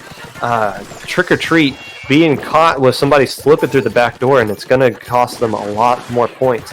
The bigger lead for the Bunnies as they approach 15 seconds left. Yeah, that push had amazing communication. The Bunnies definitely flexing the sporty sports. They already had 2 clams ready and a baller. That's going to give them a closer lead. However, I think Trick or Treat could still get this in the last 5 seconds and overtime. They have that pity clam. They have a lot of clams to work with as well. They're going to have 3 power clams, 2 and plus the pity, but there's only so much time they have to work with. They do have a baller ready. They're going to need to do that desperate baller jump play. If they can get in 2 jump, actually if they do a baller jump, but the baller gets denied. Oh, and one the inkjet with the power clam. Yeah, you gotta throw the clam before he. Oh, he grabbed by accident. Yeah, look at that replay real quick. If you look back at that, so we're a little bit ahead, but as I watched the actual stream on Twitch, the power cam got thrown, but it got blocked by the inkjet. The inkjet caught it before it went to the basket. So an unfortunate play there of playing goalie with your own teammates blocking the power clam. Yeah, maybe flexing sporty sports a little too much here. Oh, wow. What an interesting play there. What an interesting game. And we saw a lot of fireworks there. A lot of fast-paced scoring going on in that one push. So, welcome to Grand Finals. Or Winners Not Finals. quite Grand Finals. Yeah, we're close enough, though. Welcome to the preview of Grand Finals. Wow. Yeah, it sets like this scare me because, like, I mean, how do you top that when there's games after this?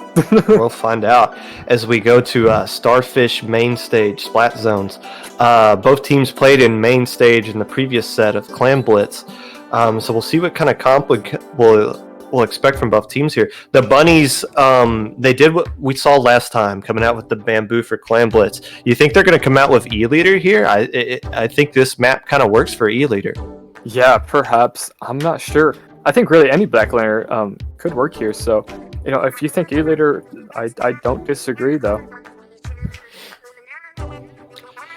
For the side of Trick or Treat, coming out with this Vanilla Jet last time. I think that was a very smart pick, as you kind of mentioned. But now that they're down 0-1, we'll see what kind of anchor weapon Trick or Treat chooses to come out with, if one at all. I think we might see the Inkjet Nautilus coming out from Mevlin. I almost said Melvin, but there's a V before the L there. We're gonna. It's been a trend for their team, hasn't it? Yeah. So, 5 seconds left on the clock. The Bunnies not quite ready for the comp. Also, both teams actually. So, hopefully they're readied up in time. Well, the last player was the vanilla roller that we haven't really seen them switch off of that. So it was probably more so just like, hey, let's talk about how we want to play this map and mode. Kind of go over our comps here.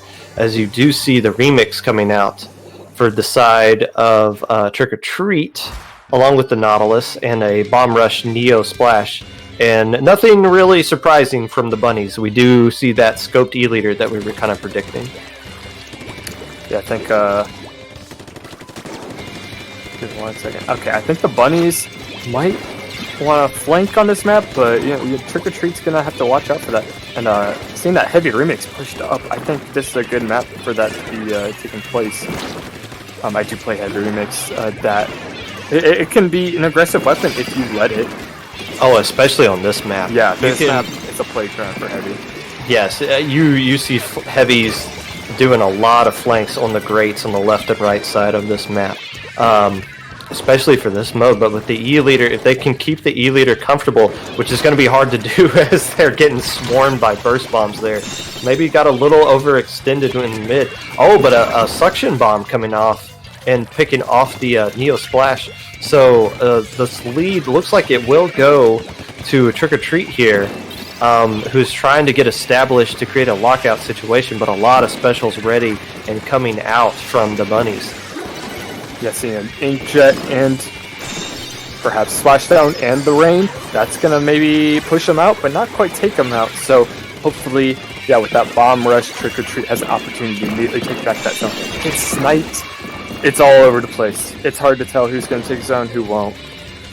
And we did see a brief view of the E-leader's build there. So they do have a main and several subs of main power-ups, so that's going to give the scoped E-leader even more range to work with. But they are pushed up very far, so kind of exposing themselves a little bit. But they have been getting several picks so far for their team, as well as getting 3 specials off in the first 2 minutes here, as well as having the lead, which is the most important thing for the Bunnies at this point. Yeah, before this Bomb Rush, the Bunnies had lots of map control, and it's worth mentioning that they're the team with the rollers, so I think the more map control, it can exponentially get tougher and tougher for Trick or Treat to bounce back. However, looks like they're managing it a little well. Bunnies doing a good job keeping up the defense, though. Yeah, the zone did get flipped briefly, but it is now once again back in control of the Bunnies, who don't have a lot of penalty points left to go through before they can start doing permanent damage. But the zone will get flipped over to Trick or Treat, but it did cost the Trick or Treat the life of their T-Tech. As you see that flanking heavy, as you mentioned, but it does get picked off once again by a Bunny of the Bunnies. Yeah, the Bunnies doing a good job just maintaining that map control, letting that roller get some kills. Commentator's curse, my bad. But Trick or Treat hopefully can get this zone real soon. E-leader making it tough as he watches over that zone and letting his team get those pushes. Great jet kill, leaving just the roller, and that roller's going to have to play safe with so many people looking out for him. So Trick or Treat here now in a position to create a lockout. Their first real opportunity to do so since the beginning of the game when they got down to 58, and they've already chewed through their penalty points. And they do have an Inkjet to work with. No Ink Armor to be combined with that Inkjet, so we're going to have to see if this jet can get a few picks here. The Booyah Bomb going out in the street, able to get that roller, so the lead will go to Trick or Treat. And unless Laura can get a good pick here, they might get they might threaten the KO actually. Yeah, and before this cap, we saw I did see a good stop. Trick or Treat identified the roller and stopped them, so I think they're starting to catch on to their playstyle here. The E-leader with 9 KA leading their team in KA so far as we reach about just a minute left to go. Not many penalty points that the Bunnies have to chew through here, and they already get through them all, but we see this Inkjet from Sayo. If they can get control of zone with it, they do. So Yeah, 40 another seconds flank coming left in, to and go. they see it. Trick or Treat doing an amazing job identifying these flanks and taking them out before they become issues. I've seen it like 3 times now. This is the 4th one right here. I think the Bunnies just gonna have to change up their playstyle for to get this last second cap. Yeah, it looks like we see a lot of Inkjets coming out from both teams. Real. But 2 players going down for the side of the Bunnies. So map control will stay, and we'll potentially see a KO here. If we don't, it's going to be too difficult for the Bunnies Another to cap zone Not in 3 quite seconds. enough. Do that. You know, it's interesting. Trick or Treat won there with a double Inkjet comp, but no armor to complement those Inkjets. So Trick or Treat able to accomplish a lot with Inkjets that were without any shielding to go along with them. So that shows a lot of Inkjet skill coming out from them. Yeah, so far 1-1 is the score, and it's been super close.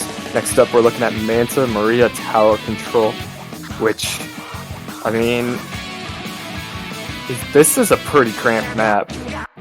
So the aggression is going to help both these teams. I think this might be the most intense match, if you tell me.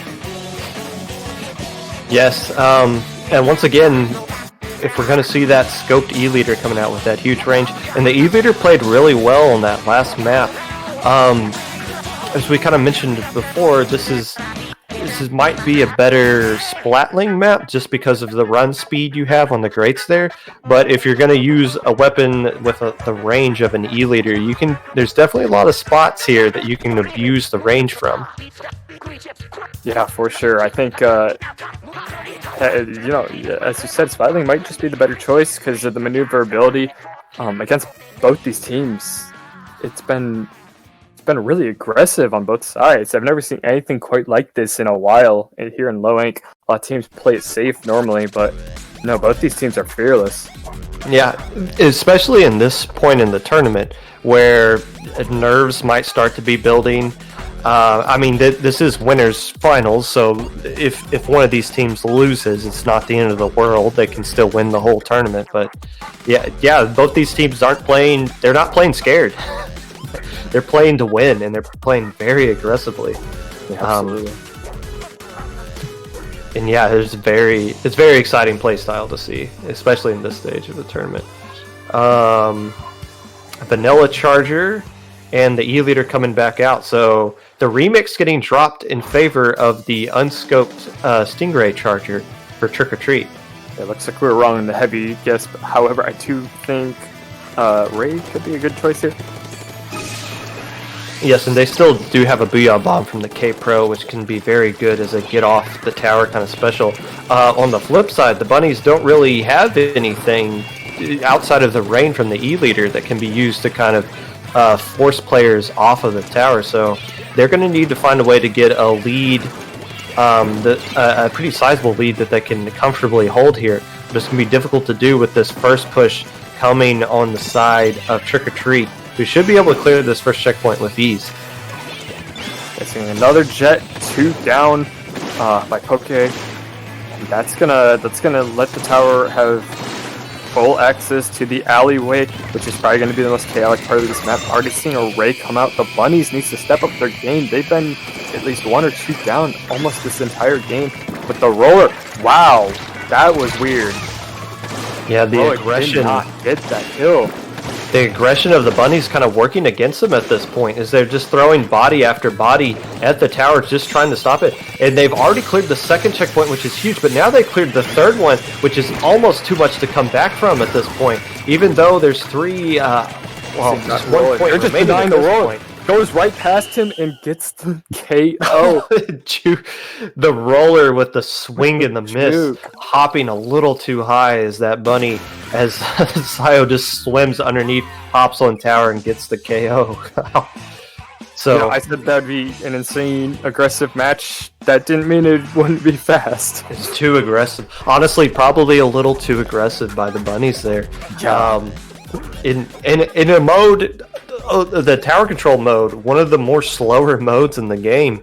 A very quick KO for Trick or Treat that might put the bunnies on their heels a little bit here. Yeah, this might be the last game. Trick or Treat. I mean, although they lost the first game, they've been keeping the momentum on game 2 and 3. This could be the last one on Anchovy Rainmaker. Again, I said it before, Rainmaker moves as fast as you do. Both these teams are incredibly quick. I'm honestly quite scared to see what happens here. If you're the bunnies, you did not want to come into this game 4 being down 1-2. Well, I mean, that's kind of obvious to say, but the reason you didn't want this game 4 in particular is we just saw them lose this one in the last set, the same map and mode, because the other team took the Rainmaker to that deep left side. So if Trick or Treat even hints at going to that awkward flank route that we saw Ouch only do in the last stream, there might be some PTSD coming out from the bunnies there, and maybe they might overextend to that. But you do see them kind of taking their time picking their weapons here, so they might do a weapon switch now that they realize their comp hasn't really worked out in their favor these last 2 games. I'd like to mention, maps are chosen randomly. We did not do Rainmaker Anchovy twice on purpose. Oh, especially not you and me. I have nothing to do with this. Don't blame us. Blame Kraken Man. Check my contract. Yeah. So we see pretty much the same comp coming out. Oh, and we do see a side change for the bunnies. They're coming out with the vanilla splat charger, so they're dropping the E-leader, and that is a vanilla inkjet, a vanilla Slash-O-Matic with inkjet. But more importantly, they're looking to get that toxic mist out, which will help slow down the Rainmaker. So a big comp change for the bunnies here. And another double Ray we're seeing here. We're going to see a lot of Rays try to stop her and perhaps help pushes out. So 2 down on both sides initially. Gonna have the bunnies do possibly a push. However, it does get stopped. Yeah, since the first minute goes down, the game kind of neutral here. We'll see if the aggression from both teams kind of continues. But it seems like both teams are being kind of passive, and I say that as Trick or Treat starts to push up the fan, complemented with the Stingray. And the roller here, drowning in blue ink, will stay alive, and we'll get a pick on the Nautilus. So 3 players now down. As you see, Bunny calling this way. Let's go off this and knock the fan. Bunny pushing way up, using the splashdown, or it still has the splashdown available, but a huge lead coming out for the bunnies. And honestly, a lead that you can win from if they can play defense for the next 3 minutes, 30 seconds. Getting some deja vu here. Remember, bunnies had this exact situation, and the last team that fought him at this map pulled through near the end. So this isn't over. And Trick or Treat, again, being a little more collected. Actually, no, I disagree. Actually, I don't mean that. Both teams incredibly aggressive. It could be any way. However, the bunnies proving to have more mid control. But that's going to go away real quick with 2 down on their side. Yes, Trick or Treat has shown the ability to be collective, and they're starting to do that just now, getting 2 picks and getting control of mid. So here comes their first real push. A Booyah Bomb, not good. Oh, not the best spot to put it in. Yeah, they pop into the Booyah Bomb, but I don't think they realized the roller was right there, and that kind of spooked them a little bit. And ultimately, even though the Rainmaker died away from the roller, 2 players going down with the roller away from the Rainmaker is going to ultimately leave the Rainmaker exposed and in that push, as the bunnies now get back control of mid and look to get the Rainmaker on the Trick or Treat side of the map. Yeah, right now the bunnies doing a good job kind of denying Trick or Treat access to their perch there to allow them to push. about 2 minutes left to go here. A couple of specials coming up, ready for Trick or Treat. I guess this should be kind of noted. They are using the vanilla Nautilus instead of the Inkjet one, so they don't have the double Inkjet comp that was working out really well for them in the last couple of games. Instead of electing to go with the Baller, but here we go. Here comes their push with that Baller leading the way. But the kill does happen behind the Baller as the Rainmaker does go down. You see Mevlin trying to get a few picks here, trying to pop the Rainmaker and keep the fan raised all at the same time. But with the Charger the only player alive, Mevlin's not going to get support they need to keep this push going. Got 1 minute left. I'm surprised Trick or Treat hasn't done many more aggressive pushes or many more coordinated pushes quite yet. Bunny's been sitting tight on the perch, not letting them push into their base. However, they do have mid control. I think right now is the time.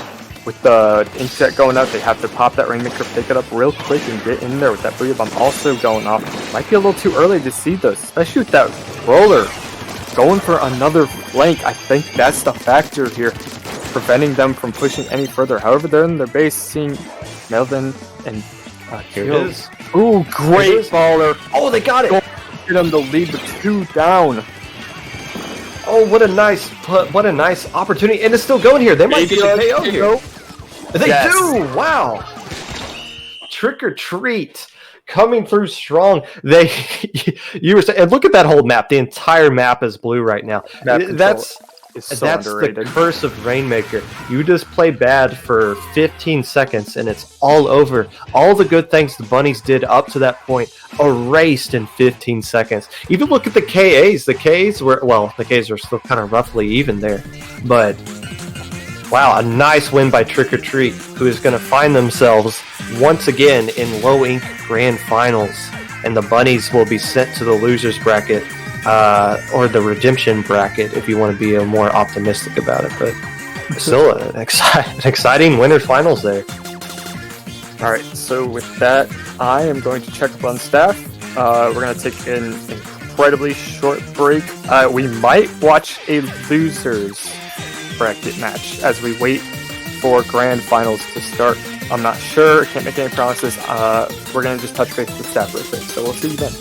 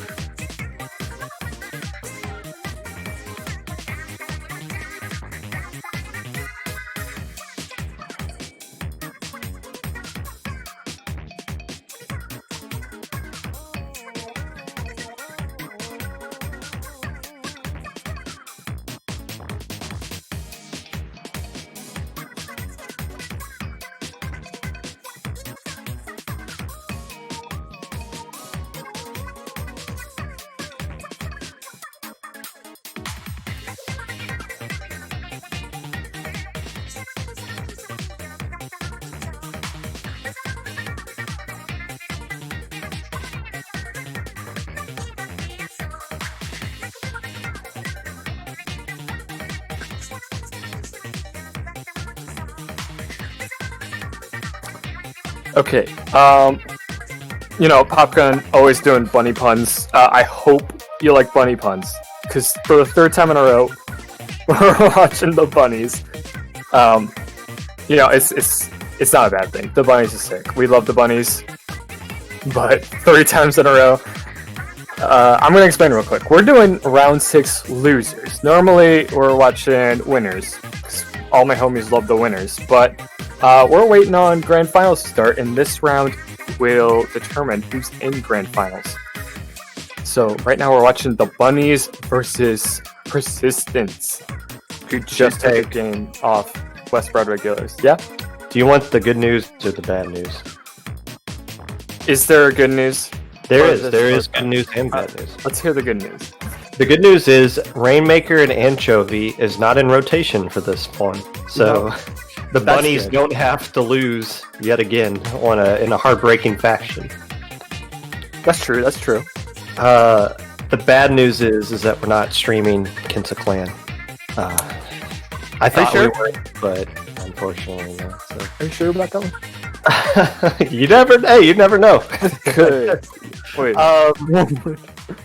So let's see. Bunnies and Persistence. Persistence.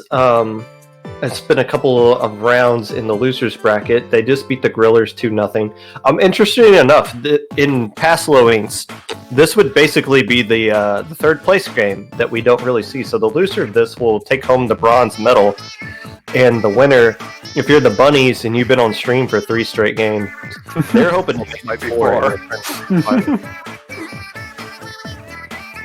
Bunny's about to be on the stream for half our stream time. Something I do kind of want to point out. Persistence is a team I'm very familiar with. One thing that kind of makes Persistence the unique team that they are is their brush player that plays so their brush player just kind of like ignites everything for them. I don't see their brush player here. Either they weren't available for today, or they just don't have them in this game. It looks like they have a sub. It's no use. I don't know who that is. So Interesting.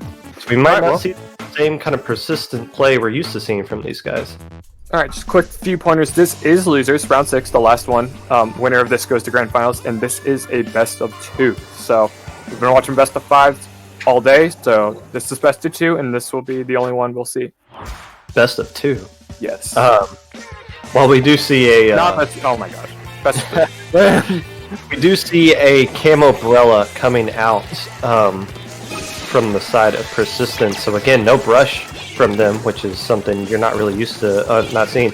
And the same Clan Blitz cop we've seen from the Bunnies in every Clan Blitz game so far. Again, this is the 3rd match they're being streamed, so no surprises there. The Persistence not seeing a flank. However, the Bunny's not really ready for the flank either, so that's not good. You see Bunny there trying to be sneaky, not picking up a 10th clan. But while doing that, Persistence slipped past and was able to get a score there.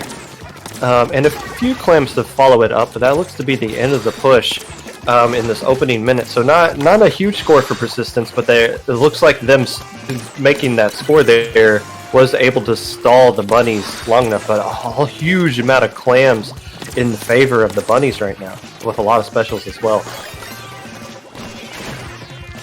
Yeah, I think the Bunny's ready for a push, possibly. They are 1 down, but they do have 2 specials ready, so if they can get that last player in time. And, last time Persistence didn't even see this flank. They're doing it again right here. They just can't keep track of this Bunny. They don't realize that waspily wabbit there slipping past everybody. Actually, whoa, wait, what's happening? All the way up there. That was okay. No push. I was about to say, hold on. They get all the way up there.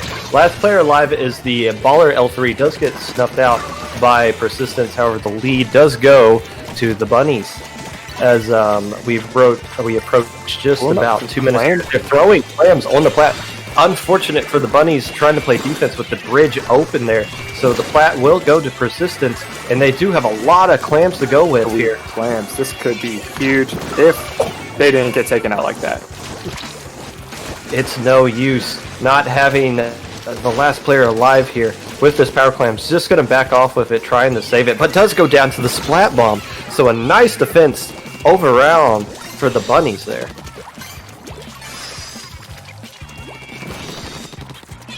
The bunnies having all the specials, all the clams. This is their time to strike if they can play the cards right. Yeah, and the foil squeezer. We haven't really talked much about the foil squeezer. It's an interesting pick, but it's a very good weapon. As we see once again the roller coming in here. How long this can keep happening? Oh, but Bear Paw killing the jump, that saves a power clam that would have gone in. So very nice pick by Bear Claw there to limit the damage, but Persistence having a hard time keeping those rabbits from hopping out from the holes. Oh, get the good throw, yeah. Seeing that stamp maybe slow them down a little bit. However, bunnies have an opportunity to get right back, get their clams.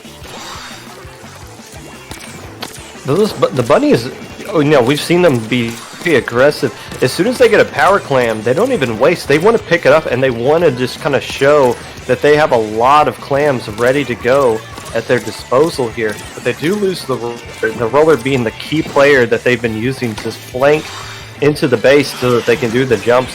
We've seen the bunnies do a lot of those roller jumps. And if they go once again. Open. This time not gonna work. 4.1. KO. Wow. I was gonna say, like, when would Persistence notice the bunnies' constant flanks? No, their solution was just play faster than the bunnies. Yes, and it ended up working out for them there. I mean, that's twice now that we saw the bunnies get an opportunity where they could have scored, but Persistence was just quicker. So nicely played by Persistence there. Wait, is this best of 3? Oh no, I might be wrong. I believe it's a best of 5 since right. No, all losers are best of 3 except for this one. Of course, it's this one. All right, my bad. No, this is best of 5. So we are now going back to Anchovy Games. This time for Splat Zones. For Persistence, it's. I think they're going to come back out with the heavy. The heavy's been playing well. Plays the heavy remix extremely well, as well as Ballpoint, I do believe. And not having their brush player in doesn't seem to be slowing them down much. I mean, they've already made it to losers finals. So even with a slightly different comp, it's just kind of business as usual for Persistence so far. Yeah. You said you knew Persistence quite a bit. I'm not super familiar with them, so I'm kind of just watching, seeing what they do. And I'm liking their playstyle so far against the bunnies. We've watched the bunnies for so long now. Yeah. But it's interesting. Bunnies well more than Persistence. It's kind of cool to see what playstyles affect a team. So I'm kind of experimenting here. Yeah, I think you and me can pretty much predict what to expect from the bunnies at this point. I mean, E-Leader coming back out here, possibly scoped E-Leader. The vanilla roller. Yeah, so. Yeah, waiting on one more player. Surprises for us, but we'll see how Persistence responds. So here we go. Game 2. Game 1 going to Persistence in an exciting back and forth Clan Blitz game. As we take a look at the comps here. Is that a Dynamo to go with that? It is.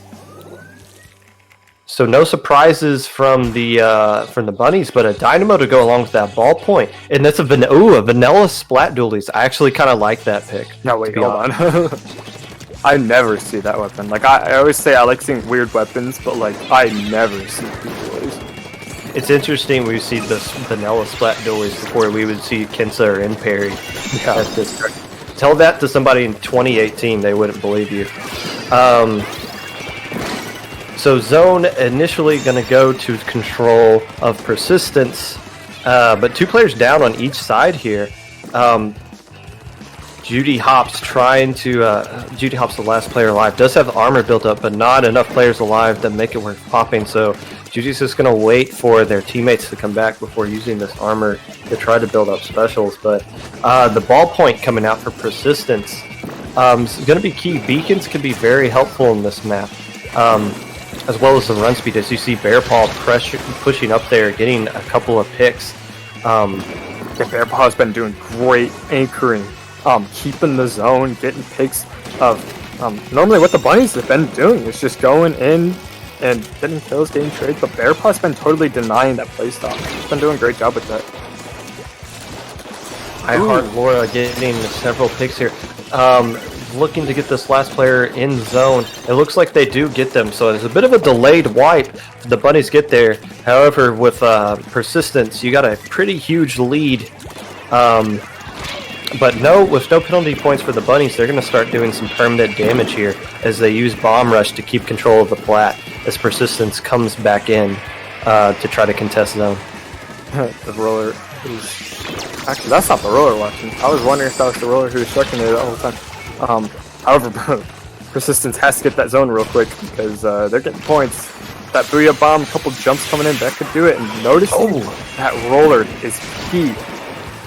However, they don't take it out. Yes, they do. Never mind. 3 people coming up to zone. Hopefully can get a cap before they can get the lead.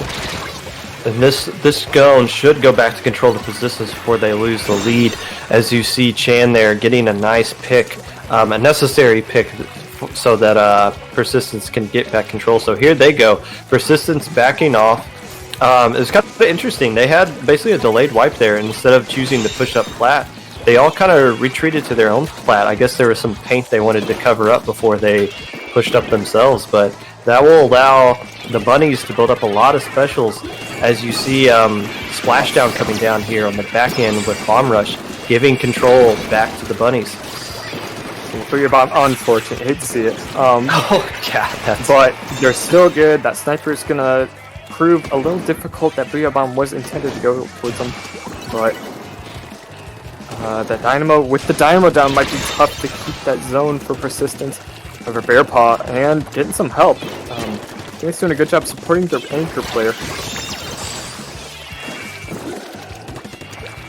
Yes, as we see the Neo Splash here trying to establish control of this left court area. Does have Bomb Rush built up. If the bunnies can find a way to get a few picks here, it should be able to sustain this push long enough so that they can get control lead, and they do get 3. Wow. They do get a wipe actually, as you see the Neo Splash getting a key triple, and now pushing up way into the base, basically into the spawn of Persistence, trying to sucker some people into fight so that they don't go to zone to cap, and the lead will go to the bunnies, if not the whole game. Yeah, that was quite a hairy situation for Persistence. Oh my gosh, I just did it. You didn't do that on purpose, did you? No, I did not. Okay. But anyways, Persistence having a good domination for most of that match. They lost it last second. The bunnies proving again, I'm gonna keep saying it's a super aggressive playstyle. Gonna really benefit them in that situation.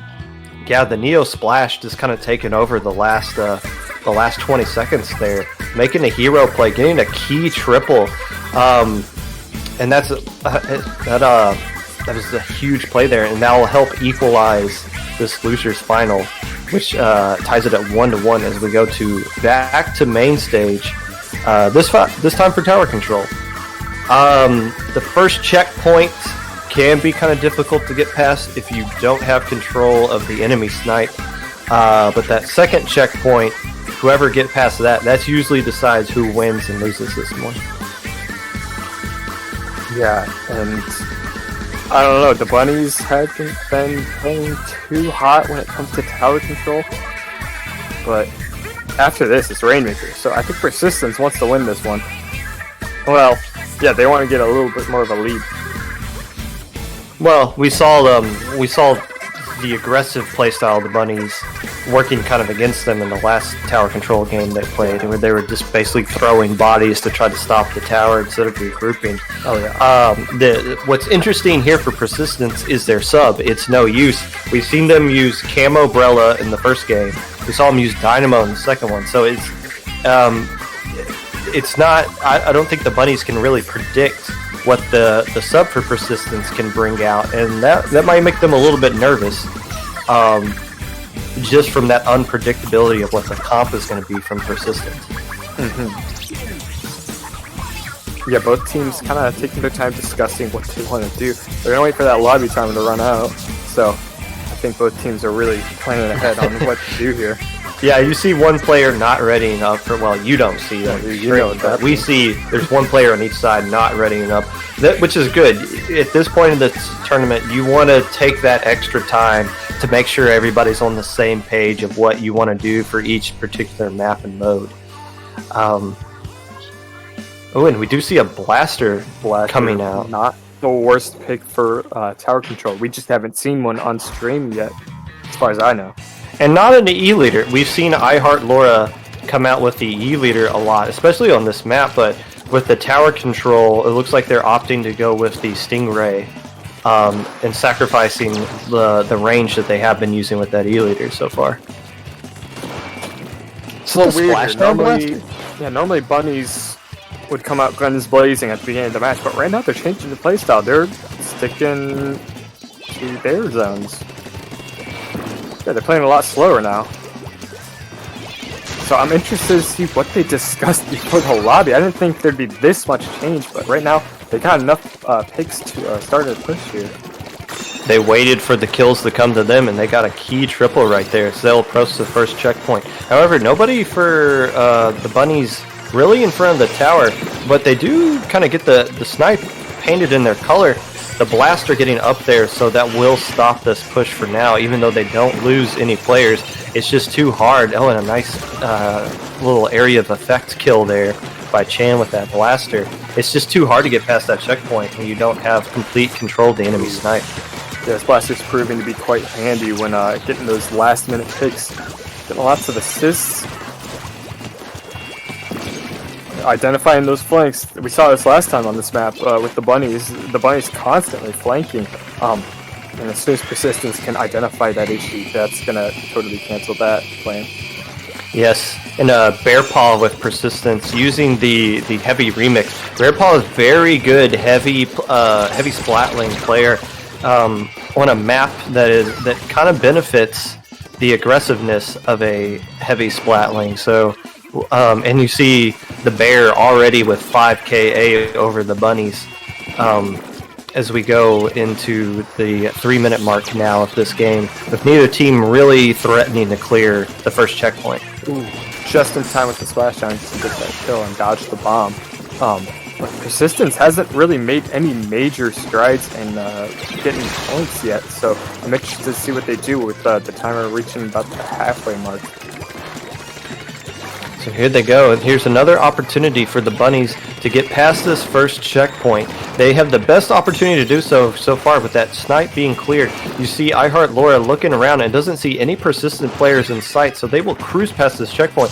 And if this Inkjet can keep Persistence in their spawn, that would be huge to keep in control so they can get past the second checkpoint. However, Ink for Persistence does get called out. And they're so close to getting past this checkpoint, they just gotta hop on, and they do. All 4 bunnies converging onto the tower, and this will be a huge score for the bunnies to declare 2 checkpoints in one single push. The NZAP staying alive, but is looking to retreat. The damage done for the bunnies, though. Yeah, this is quite interesting, because normally, last time we saw them on tower control, they didn't do too hot, but right now, they're calm, they're collected, they're sticking together, they're getting picks, and they're waiting for opportune times to push. And that's impressive, considering one of the hardest things about Splatoon, at least in my opinion, is identifying what your weakness is in the moment and adjusting on the fly.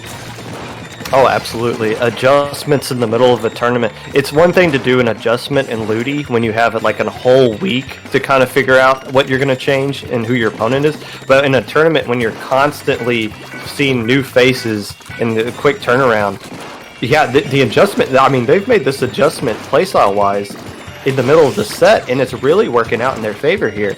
As you see a Stingray coming off from this tower as they approach this third and final checkpoint. The Roller, the only player left alive, does get killed. That is a wipe, and this is a dominant KO performance here that lasted 4 minutes for the Bunnies as they go up 2-1 in losers finals. And this is a best of 5, so the Bunnies just one more win away from a rematch against Trick or Treat. Persistence. Not Trick or Treat. I mean, if they win this, they'll play Trick or Treat. Okay. Yeah. Which Trick or Treat's waiting for the winner of this game. Yeah, they're just. Hopefully, they're watching this right now and plotting. Hi, Trick or Treat. Bad news for the Rabbits is they have to go to Rainmaker, and Rainmaker has just been so stressful for them these last 2 matches. They've had big leads in the beginning that they've let slip away at the near the end there. So if you're Persistence, this is the mode that you want to be playing in if you're going to be down 1-2, because the Bunnies that we've seen with their aggressive playstyle have just been struggling to hold on to big leads deep into the game.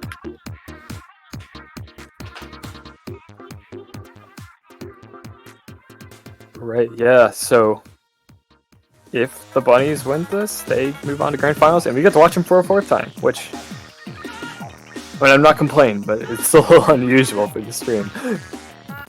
Kinsa Clan's over here like, we didn't even get streamed once. What do you mean? The We Bunnies streamed them all. So I guess the question here becomes, are they going to bring out the E-Leader again? This is a really good E-Leader map, but they've been opting to go with the Stingray Scoped Charger recently as part of their adjustment. Yeah, both teams, one person waiting. I think they're doing another discussion. You gotta.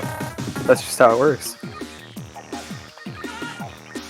Yeah, you don't make it this deep into a tournament of 120 some odd teams without having some sort of strategy and game plan coming into play here. Oh, and there it is. I mentioned it earlier that we've seen people just drop Anchor altogether in favor of Sploosh 7, the meta of the week. And I'm gonna have to ask these people like why, because I don't think anyone knows why. Well, actually, it's not too much of a change because it's no use that's using the Sploosh 7. Oh, I played and in the it's more background. so. Yeah. It's more so Bear Paw to switching to a Nautilus as we see a quick 3 kills, possibly 4 here, as the Nautilus can't even affect the Rainmaker as they come here.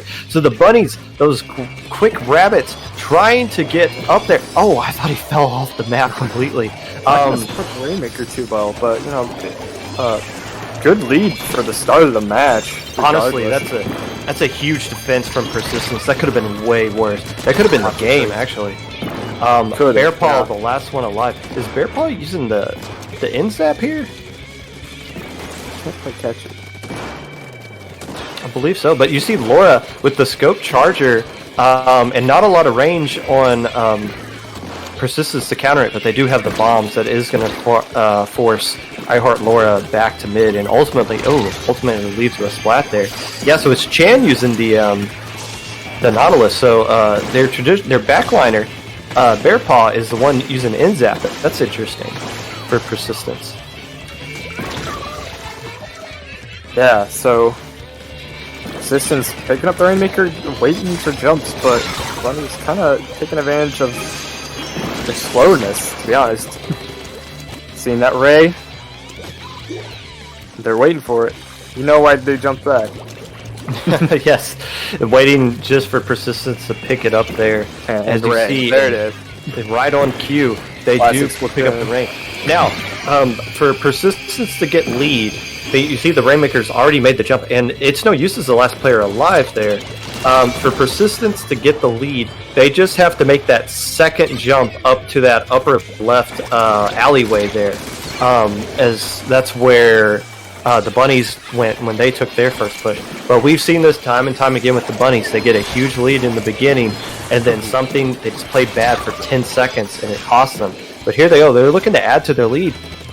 But it does get picked off. A little too greedy, in my opinion. However, not sure what Bunny is doing right there. They know they're there, so you're gonna stop them from doing that. Roller getting caught. Oh, wow. Does pick it up, but you don't get many points going that route, so they don't add to their lead there and give the Rainmaker 2 Persistence on the left side of the map so they can quickly push. As you see Chan, they're obviously trying to go through the spools area on the left, but the Roller even sniffing it out, surprise, hiding in the rabbit hole there and popping out right at the right time to get the kill. The Persistence is gonna have to get creative with that Roller there. Here's the problem with Rainmaker with the Roller. Like, you have to wait for the Rainmaker to be clear, and you have to wait for like the Roller to be dead now at this point in the game. Seeing a stamp doesn't quite do too much from what I saw. Booyah Bomb. I don't know if these specials are going to add up enough. And I don't know where the Roller is either, and a Ray. Everything is against Persistence right now. Yeah, the Bunnies identifying, they know that they need to hold down this right area. And I don't think we're going to see Bunny here leaving this spot until the Rainmaker leaves altogether. The Persistence is going to have a difficult time as long as the Roller's striking it. They obviously know the Roller's there, though, as you see the Inkjet trying to get some splash damage on them. And 2 players going down, including the Roller. So here we go. Here's Persistence opportunity. If they can just find the end zap. Oh, the end zap does get a pick. In a good spot, though. A huge pick by the end zap in a 1v4 situation. But Ink here, staying in control, getting another pick. Can they find a way to get lead? They get narrowed. They're just trying to get the sponge. This K-Pro is doing an amazing job keeping its ground. I'm sorry, Comcare's cursed. They get it. But they do get the lead. That's a really good move on their part. I said they needed to get creative, and they did. Now, the Bunnies has 35 seconds to get lead. It's deja vu over and over and over This has again for happened the like Bunnies. twice now, yeah. This has happened 3 times. They keep losing. Yeah, remember twice on Anchovy Games, and now once again a huge lead, getting choked up at the last few seconds. They still have an opportunity to win here, but the Rainmaker is by themselves, the last person alive. And once they kill this Rainmaker, they're probably not going to have enough time to pop the shield and pick it back up again. Yeah, right now Persistence is just playing annoying. Like, look at them, they're going in and out. They're just oh my goodness, what just happened? Hey, replay. So that's why people are using Sploosh 7 for Rainmaker, just so that they can get the walk-off hammer toss kill. Well, aside from that, that's gonna tie the set 2-2 for losers. Round 6, the winner of this is going to go to the grand finals. This is close. Tournament nerves are real. It only gets worse from here. So now both of these teams, the back's completely against the wall now. This is losers finals. You lose this, you're completely done. But man, that's if you're the Bunnies, you're probably saying, you know what, we weren't going to win that Rainmaker game anyways. We got it out of the way. We're going back to the Clan Blitz at the Reef. And we saw the Bunnies play a very exciting game in this map and mode in the last set against Trick or Treat. The only game they beat Trick or Treat in, actually. But don't forget, Wahoo game 1 of this set, Persistence took a game off on Clan Blitz. So that's true. It's hard to tell. But this is a pretty tough map to work with in Clan Blitz. So I'm interested to see what each of these teams do here. Yeah, once again, we're seeing both teams kind of taking their time, readying up. I think we're going to see Bearpaw go back to the to their remix that has really helped them out to this point. I think it'd be a complete surprise if we didn't see Bamboo, Junior, Roller, and I believe it was Octoshot coming out for the side of the Bunnies. That's their tried and true Clan Blitz comp, and it's worked out for them well, except for, like you mentioned, the last time they played Persistence in Clan Blitz. Yeah. Regardless, the winner of this game goes to Grand Finals. The loser is out. This is probably the most stakes that isn't Grand Finals. Oh, the L3, the vanilla L3. That's what I was missing there. Bamboo. That always sticks out to me. I always call it out when I see it. And we do see the foil squeezer. So pretty much the same comp that Persistence uses as well. However, they're using, I believe it's the foil squeezer. They're using that or the K Pro instead of the camo Tenta that they did use in the last Clan Blitz game. Yeah, Bear Paw not running heavy. I'm going to be honest, I'm a little disappointed, but I'm going to have to trust his decision there. Who's running heavy then? Somebody else is. Yes, it's no use. It's their sub. Originally running Tenta last time they played. They're already ready to push. Do they have a clan though? A little bit of miscommunication going on here. But there, once again, anytime one team tries to score, somebody rushes the basket to try to score themselves. Yes. So, but they were able to sniff out the bunnies doing that. But here we go. The bunnies did get a second person in to score, and they are going to get a lot more points to go along with it. The roller does drown out eventually in Persistence's ink. 2 clams on the side of Persistence. If they can play the cards right, they can do it. And so far, they looked like they could. They just didn't have a clam last time they did it. We've seen both teams be very eager to pick up their power clams. I don't know if that's by design or if that's just kind of tournament nerves at this point. But Persistence does have a lot of clams on the ready that they can use. If they can get that jump in last second. Oh, but the bubbles can't survive within the bubbles long enough, so they will not get the score initially. However, they're still trying to get in, and they do save the power clam, so Persistence still threatening with a Booyah Bomb coming in. Oh, but a nice pick by Bunny, getting a honey kill on the bridge. Looks like everything's back in favor for the bunnies as they get map control and tons of claims. Yes, clan economy heavily in the favor of the bunnies right now, with 23 clans. Yes, if they're gonna, all they need to do. Oh, here comes the baller, and Persistence isn't aware that this is happening, so a jump is going to come in, possibly with both power clams.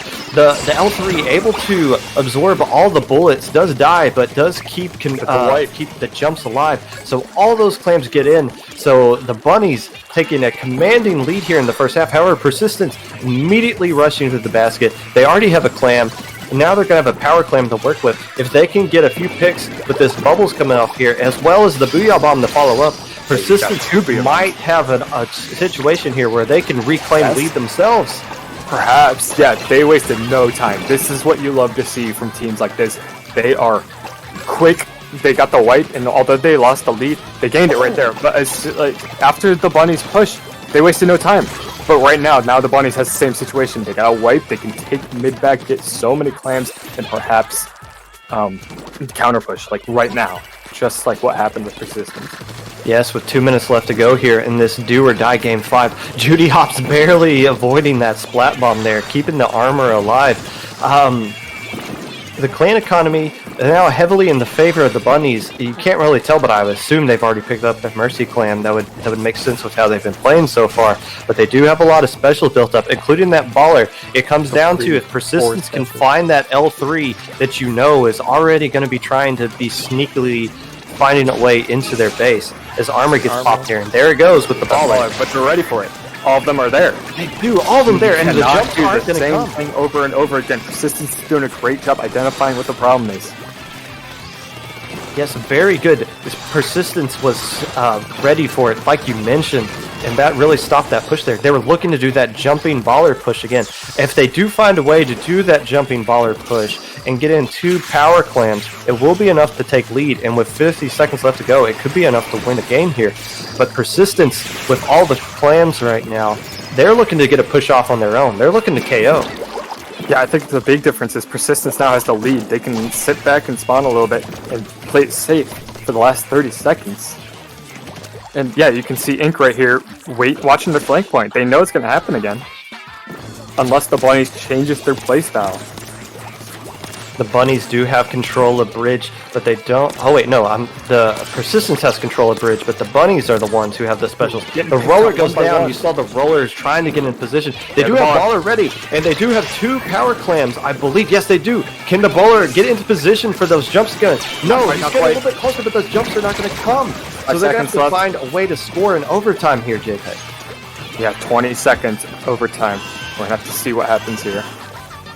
Bunny coming in. They see it. getting in, but they're I not. said the big difference is Persistence has the lead. They can sit there and wait for bunnies just to come And in one by one. There's too much time. Oh, a Oh. jump does go off, but that throw's going to have to be perfect. Can the camera zoom so we can see what's happening? I think they missed the throw, and that's going to be That's too game. much time. That wherever that Persistence. jump went to had to go in there, and they didn't get it in time. So Persistence holds on and wins, and is going to their first ever Low Ink Grand Finals, eliminating the bunnies.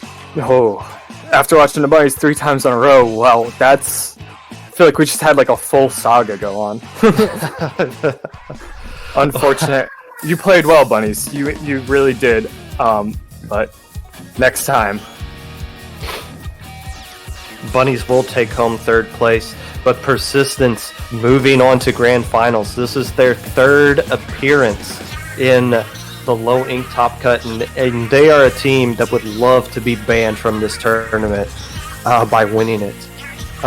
So we're going to be giving you Trick or Treat versus Persistence up next, JPEG. Are we going to take a break? I got a sandwich here. I kind of want to eat. That sandwich is gonna have to wait, buddy.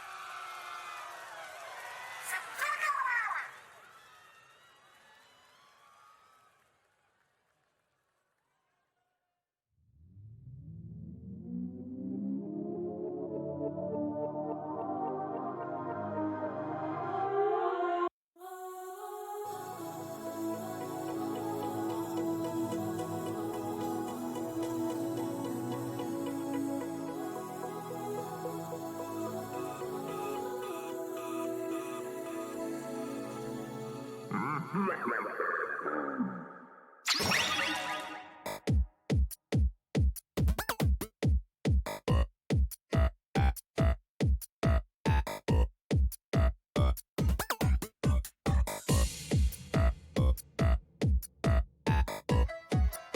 right, here we are. We are ready for grand finals, and we got an interesting matchup here. We got Kenza Clan.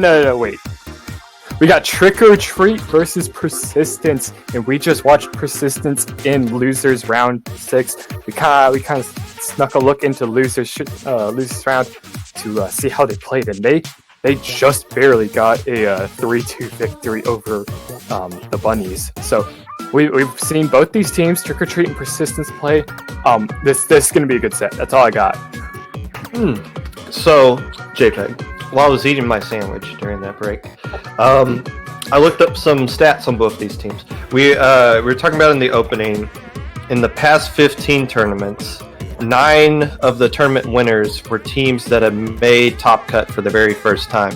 So this is the first time, or not the first time, but it's not too often that we're going to have a champion that is an experienced Top Cut team. Now, both these teams have some low ink hardware to them. Persistence, this is their third Top Cut. They finished in 3rd place before. Trick or Treat, this is their 3rd Top Cut. They finished in 4th place and 2nd place before, losing to Destiny Troops when they finished in 2nd place. So both of these teams, they're tired of being the bridesmaid, and they want to get married today. So they're going to go out and get them a nice tournament win. And I can tell you right now, neither one of these teams are going to be satisfied with a silver medal. That's for sure. Especially starting off with Clamblitz on Schellendorf. I don't like saying that word, sorry. For a best of 7 grand finals, this will be interesting. So we see the Camobrella coming out for Persistence, along with the Inkjet Blaster. And we see on the side of Trick or Treat, nothing too unusual from what we've seen from them thus far. The Nautilus, and the T-Tech, but they do bring out an Inzep. We haven't seen them use too many armor weapons in the previous games, as they do go down with 2 players dropping immediately in this opening 30 seconds here. Yeah, right now, not too much happening. Most players fighting on the roof. We can't see it, but oh, never mind. Actually, all of them are just on right. Poke getting a nice kill there.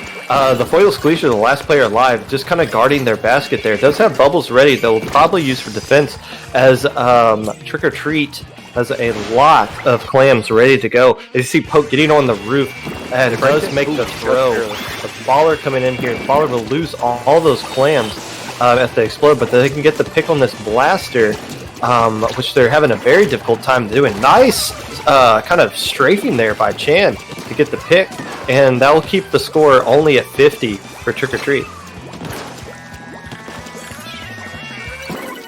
All right, so seeing that's a nice lead to have before the halfway mark of the game.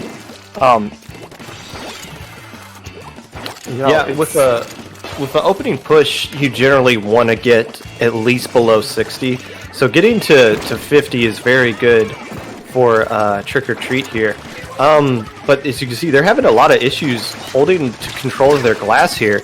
As you do see Mevlin getting a very nice pick on that Brella before they can get the points off.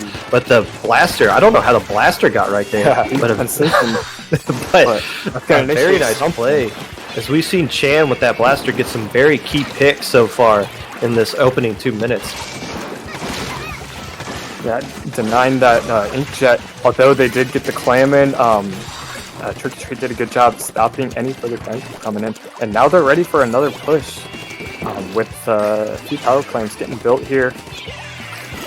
Seeing the armor getting popped, they're going for mid control. Slipping past that Brella. The Ink Armor to get combined with this Inkjet, as they're able to get 2 picks. Very nice picks there with the T-Tech, possibly more, as you see the Hero Charger jumping in here, trying to hold off this push, as Trick or Treat's looking to get this KO. Maybe. Most of the teammates are busy just spawn camping. A little bit of a bad word to say, but you know, that's how it is. But that's gonna let the game go on for perhaps another 2 Hey, minutes. this isn't Splatfest. This is competitive. That's true. So here we go. Persistence able to avoid being KO'd here. As you see, the KAs are heavily going into the favor of Trick or Treat. They're getting all the picks they need. 3 players already in the double digits. As we got about 1:45 left to go here.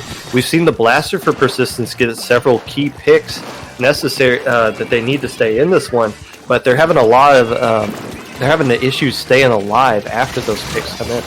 Yeah, we saw this last set. Persistence did a really good job initiating pushes, but it doesn't seem like they were able to pull off that same sort of tactic in this game. They're doing a good job kind of just denying it entirely.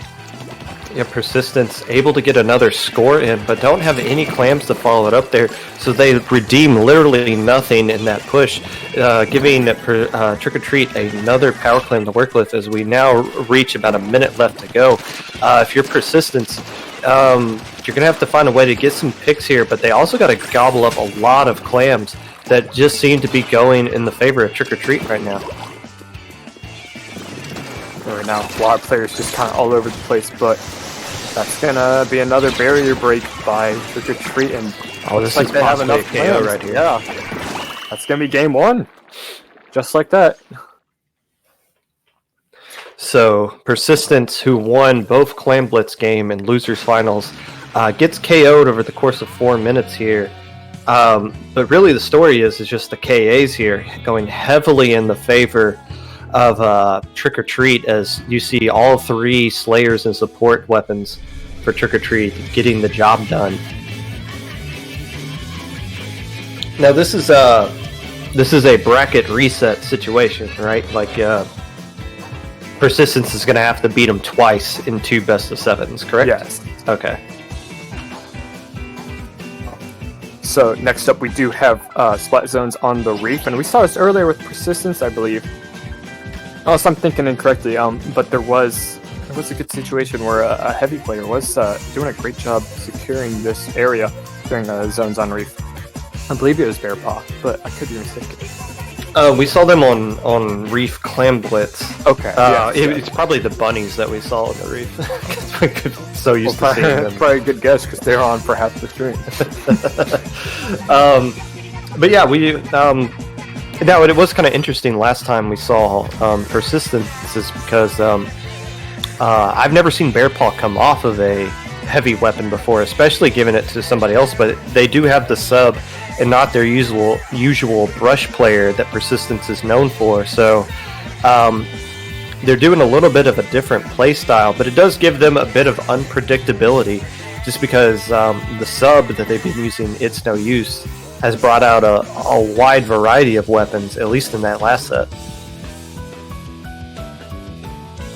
Both teams readied up, and we are going to watch game 2.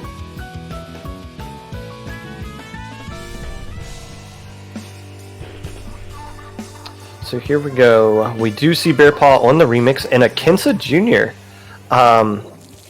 Coming out for the side of Persistence as well from It's No Use. So again, that unpredictability of the sub, I definitely wasn't expecting a Kensa Jr.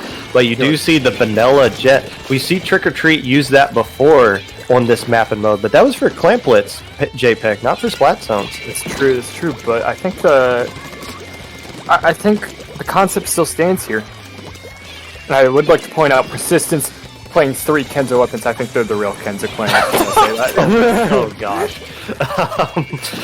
So the zone going initially to Persistence, as we see Trick or Treat trying to get control of the bridge here, and it looks like they do, but they're going to need to drop down to get control of the zone. But this is the since they're doing the Inkjet Nautilus, this is the double Inkjet comp that we're used to seeing from Trick or Treat. And once again, the double Inkjet comp with no armor to support it. They've been using that really well in the past. Yeah, absolutely. So far, Trick or Treat, even though they're still not technically in the lead, they're set for it, and they're in their spawn. They're harassing them. and it's looking pretty good for them. And right now, they got bridge. They got the map in control here. Yeah, it's just 1 point away. The zone teetering back and forth between both teams as it's currently stalled.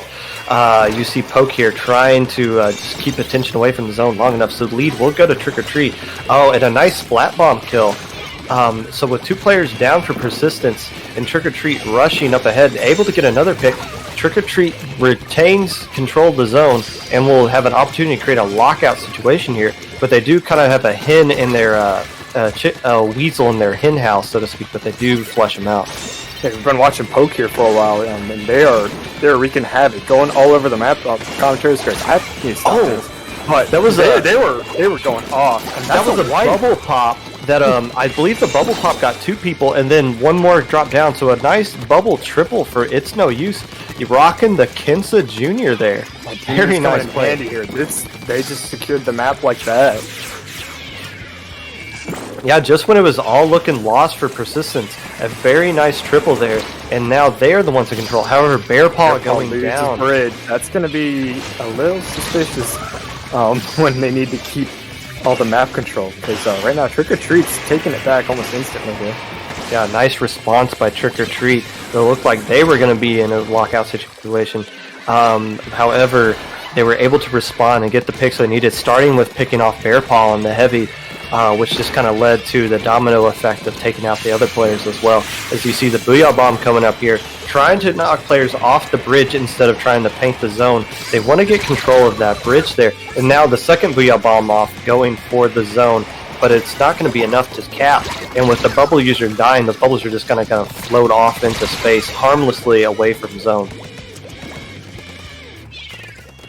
Yeah, right now Trick or Treat getting points on the board. Persistence is gonna have to work overtime and quickly to just get the zone, get a penalty. 1 minute left on the clock. I mean, they're gonna have to get going here. I didn't see how the Kensa Jr. died, but that's going to be huge. It was like a 2v1 situation there for a little bit, but knocking out the Kensa Jr., the main painting weapon. But regardless, Trick or Treat does lose control of zone to Persistence here. So, but 3 players going down. Persistence will lose control of the zone. But with a full minute left to go, there's still plenty of time for Persistence to come back, especially with all these penalty points that Trick or Treat has to chew through. Yeah, Missiles and Jet on the side of Trick or Treat. That's going to slow down Persistence a little more, but they do get that good pick. Oh, Bubbles might get stopped. Unfortunate. That's going to be a wipe on the side of Persistence. And it's not looking too good for them. 40 seconds left, and points are about to start getting added.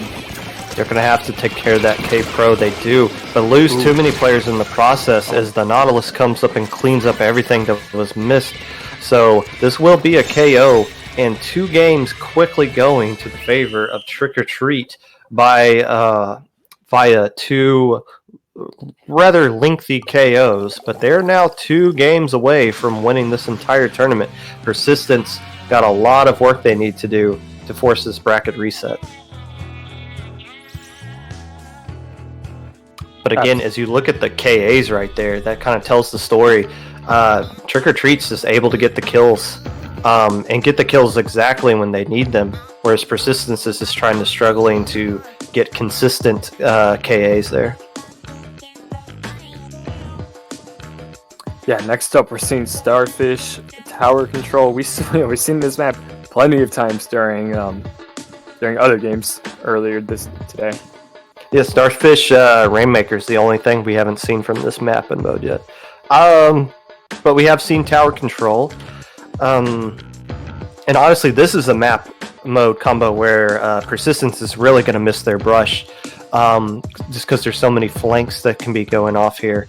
And they did lose this one to the Bunnies in the last set, the same map and mode here. But both teams rating up extremely quickly. They're ready to get this game going. They want to get their Sunday activities started quickly. I like that. Yeah, so game 3. Hopefully Persistence can get a game on the board, maybe get some momentum going, but otherwise it's looking like it's looking like Trick or Treat might start dominating this set. And that's a Kensa machine coming out from It's No Use. That's got to be the 7th different weapon It's No Use has busted out in these last 2 sets that we've seen them play. A lot of versatility from that player, whoever they are. As you see Persistence getting control of mid in the beginning here. Once again, Trick or Treat with the double Inkjet comp with no armor. And in this double armor meta that we're currently in, Trick or Treat couldn't really care less about armor. Yeah, looks like Trick or Treat has a great advantage to start pushing right here. A lot of Persistent players responding right now. And lots of specials charged. They have a Ray, and I believe it's a Jet. Yep, that's Jet right there. Gonna take another 2 down. This is not looking too good on the side of Persistence. Yeah, they have control of the plat. And the Booyah Bomb coming off here won't do much except stall the tower for just a little bit. Won't get any pick as 2 players go down. Make that 3. Make that a full wipe with Bearpaw just responding. So this second checkpoint will fall with little to no resistance. As you see, Persistence is now trying desperately to get back to that tower, but another... Oh, they do... Persistence is able to get a couple of picks there. But will... Trick or Treat will not be able to get past that second checkpoint, but still, damage already done with 2.5 checkpoints falling on 1 push alone for Trick or Treat. Absolutely. Persistence has to make the greatest push you'll ever see to get past this one. Well, if you're Persistence, you think we just got to take this 1 checkpoint at a time.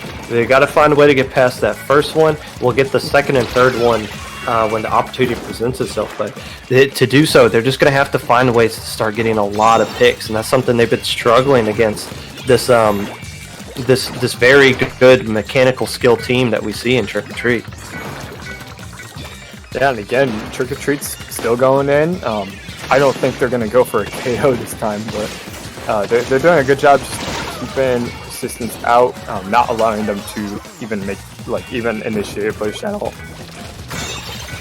Yeah, they do get the delayed wipe there, but as we do reach the halfway point as far as time is concerned, map control will go in the favor of Persistence, at least for now. But they're going to, once again, they gotta find a way to get a pick or 2 and then capitalize off of it. And that might be the pick they need right there, knocking out the Nautilus and the Charger as well. So you see Chan off on the side here trying to get a play, does get a trade, and that might lead to Persistence getting past the second checkpoint. As you see the Booyah going directly for the snipe. They understand what areas they need to control to get past this checkpoint here. Right now, so baby steps. The first JPEG, the first the first checkpoint does fall. Oh, possibly the second one here. What's going? Oh, here we go. Yeah, no, right now Persistence is picking their targets well.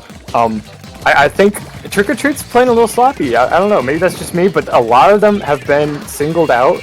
Not now, they seem to have figured it out now, but before that, before they were starting to push, a lot of them were getting singled out. It all depends on this roller. Can the roller even get back to the tower? It cannot, but the roller should be still somewhere near. It looks like Trick or Treat's trying to sniff out that roller. Oh, right now, I think Trick or Treat's got this. Never mind. Oh my goodness. Yeah, I think Bearpaw on the tower. Really strong combo. A lot of them are pushing up. That roller has lots of turf to play around in, and they're so close to 8 points. They need the 8 points. They need to do it now. Unfortunately, a splashdown and a Booyah might slow them down enough, but Hope's there to stop. Hope goes and down. Once again, it comes down to the roller, and the roller does go down, so that will end. But more importantly, with that roller dying, they can't get those jumps back in, but they do clear those 2 checkpoints. So they just have to hop on tower. They won't be slowed down all the way to the chance to take the lead there. But if you're Persistence, you gotta find a way to win this one. You can't go down 0-3, and this is the best chance you have at winning. Persistence has proven they can get this. They just need to do it again. But 20 seconds left on the clock, that's a lot of pressure. I don't know. It's hard to tell. There they go. The pro is down. As you see, It's No Use up in front, so they are going to get a push here. They do have a Booyah Bomb they can use for defense. I don't know if Bearpaw's the one right in the tower, but there goes the trade. The Stingray is going to come out. I don't know if they can survive the Stingray or not. Along with the Inkjet coming out from Trick or Treat, can Bear Paw get on the tower? The Inkjet able to stop that. Oh, but wait, the roller hops on. If the spot one jumps here. Did this other jump? Can they keep this going? Wow. Persistence almost pulled out what would have been an epic comeback there. But even though Persistence loses, and they are now forced in a very difficult spot, you got to think, okay, we did show some life there. We just got to take this one game at a time. Persistence had me worried before this game, but right now I think they can do it. They can at least get a couple games in this set. But however, Trick or Treat one more game and they win. You know, a good way, or a good reason why Trick or Treat was able to hold on at that very last checkpoint there is that they were able to keep control of their lights, which is from Trick or Treat's perspective is the left side of the map, that upper left area that just overlooks that checkpoint there. Persistence couldn't do anything about whoever was camped out on there, raining down on the tower, and that's ultimately what kept them from getting lead when they just needed about a few more points to do so. But here we go. Persistence is going to have to find a way to do a bracket reset here in the grand finals, and they got to do it starting with Manta Maria Rainmaker.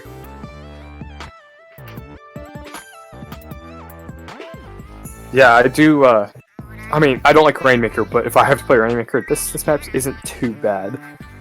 So, I'm not sure. I mean, a lot of these... both of these teams have been pretty calm, collected, precise, as opposed to a lot of other matches we watched earlier. So I'm curious to see how both these teams play Rainmaker.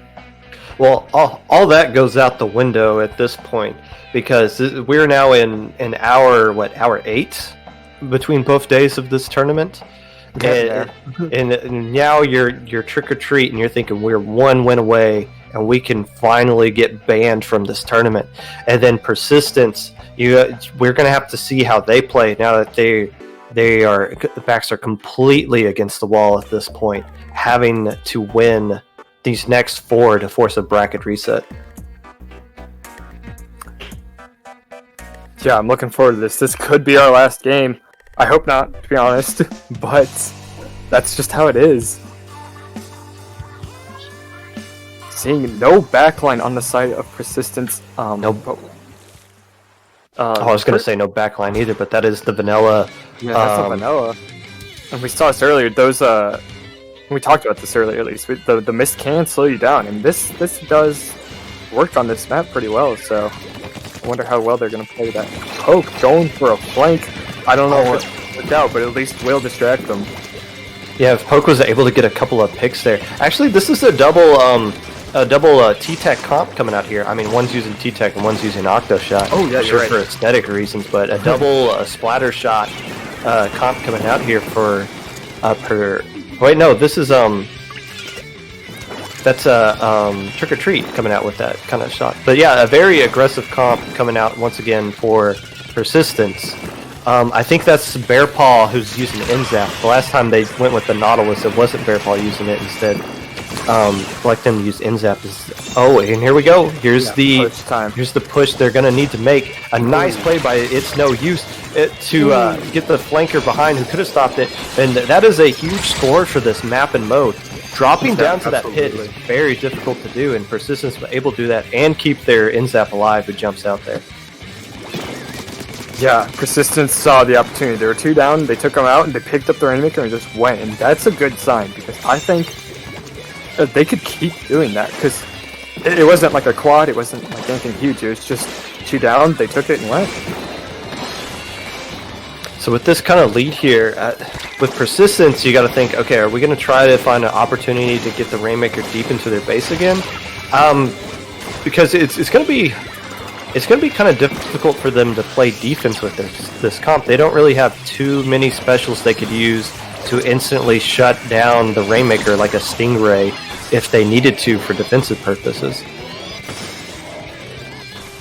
Oh, and they're going the sneaky way on the left there, well, before dropping back to mid. So a great defense there by Persistence. As they do get a delayed wipe, that T-Tech did just respond. We're seeing the same situation again. I think they're just going to keep pushing it. waiting for his teammates to push forward. Maybe not the greatest idea because they were all responding at the time, but Yeah, you see Bear Paw here trying to get into a position to make something happen. Jumps out, realizing they were going to die, overextending a little bit. But yeah, they're being patient with the Rainmaker. Now they see an opportunity, but I don't think the Rainmaker sees Poke there. Popping Inkjet and is able to get a pick, possibly two, with missiles coming from the heavens. And one more jump, there's no way that player can survive, can they? Oh, but it's the roller, so a nice trade there. yeah, that's a good way to delay. But with 2 minutes and 15 seconds left to go, and really the enemy here for Persistence is just the clock. You know, they just want to bleed as much time as possible and get this game over with. Yeah, we saw that they weren't even trying to push the Rainmaker; they were just holding it. And as long as you're holding the Rainmaker, the enemy team will not. So that's a perfectly fine game plan. Yeah, we were talking about Stingray not being a part of Persistence's comp. Since they're using the Vanilla Jet with Toxic Mist to slow down Rainmaker, that Toxic Mist not going to do too much, not going to be too much of a help to you when you're playing from behind. So without that Stingray, but here comes the opportunity here to get lead as they go through the cut. And if they can get a pick on Chan here, they might just get it.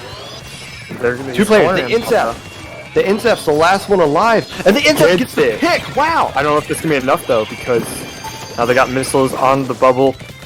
Oh, is anyone there? Yeah, there. one more T-Tech. That's the delayed wipe. Wow! What a hero Incredible play by stop. Bear Paw on the Inzap in a 1v4 situation, kills the Rainmaker and saves the lead. Persistence holding on with 1 minute left to go. What a play!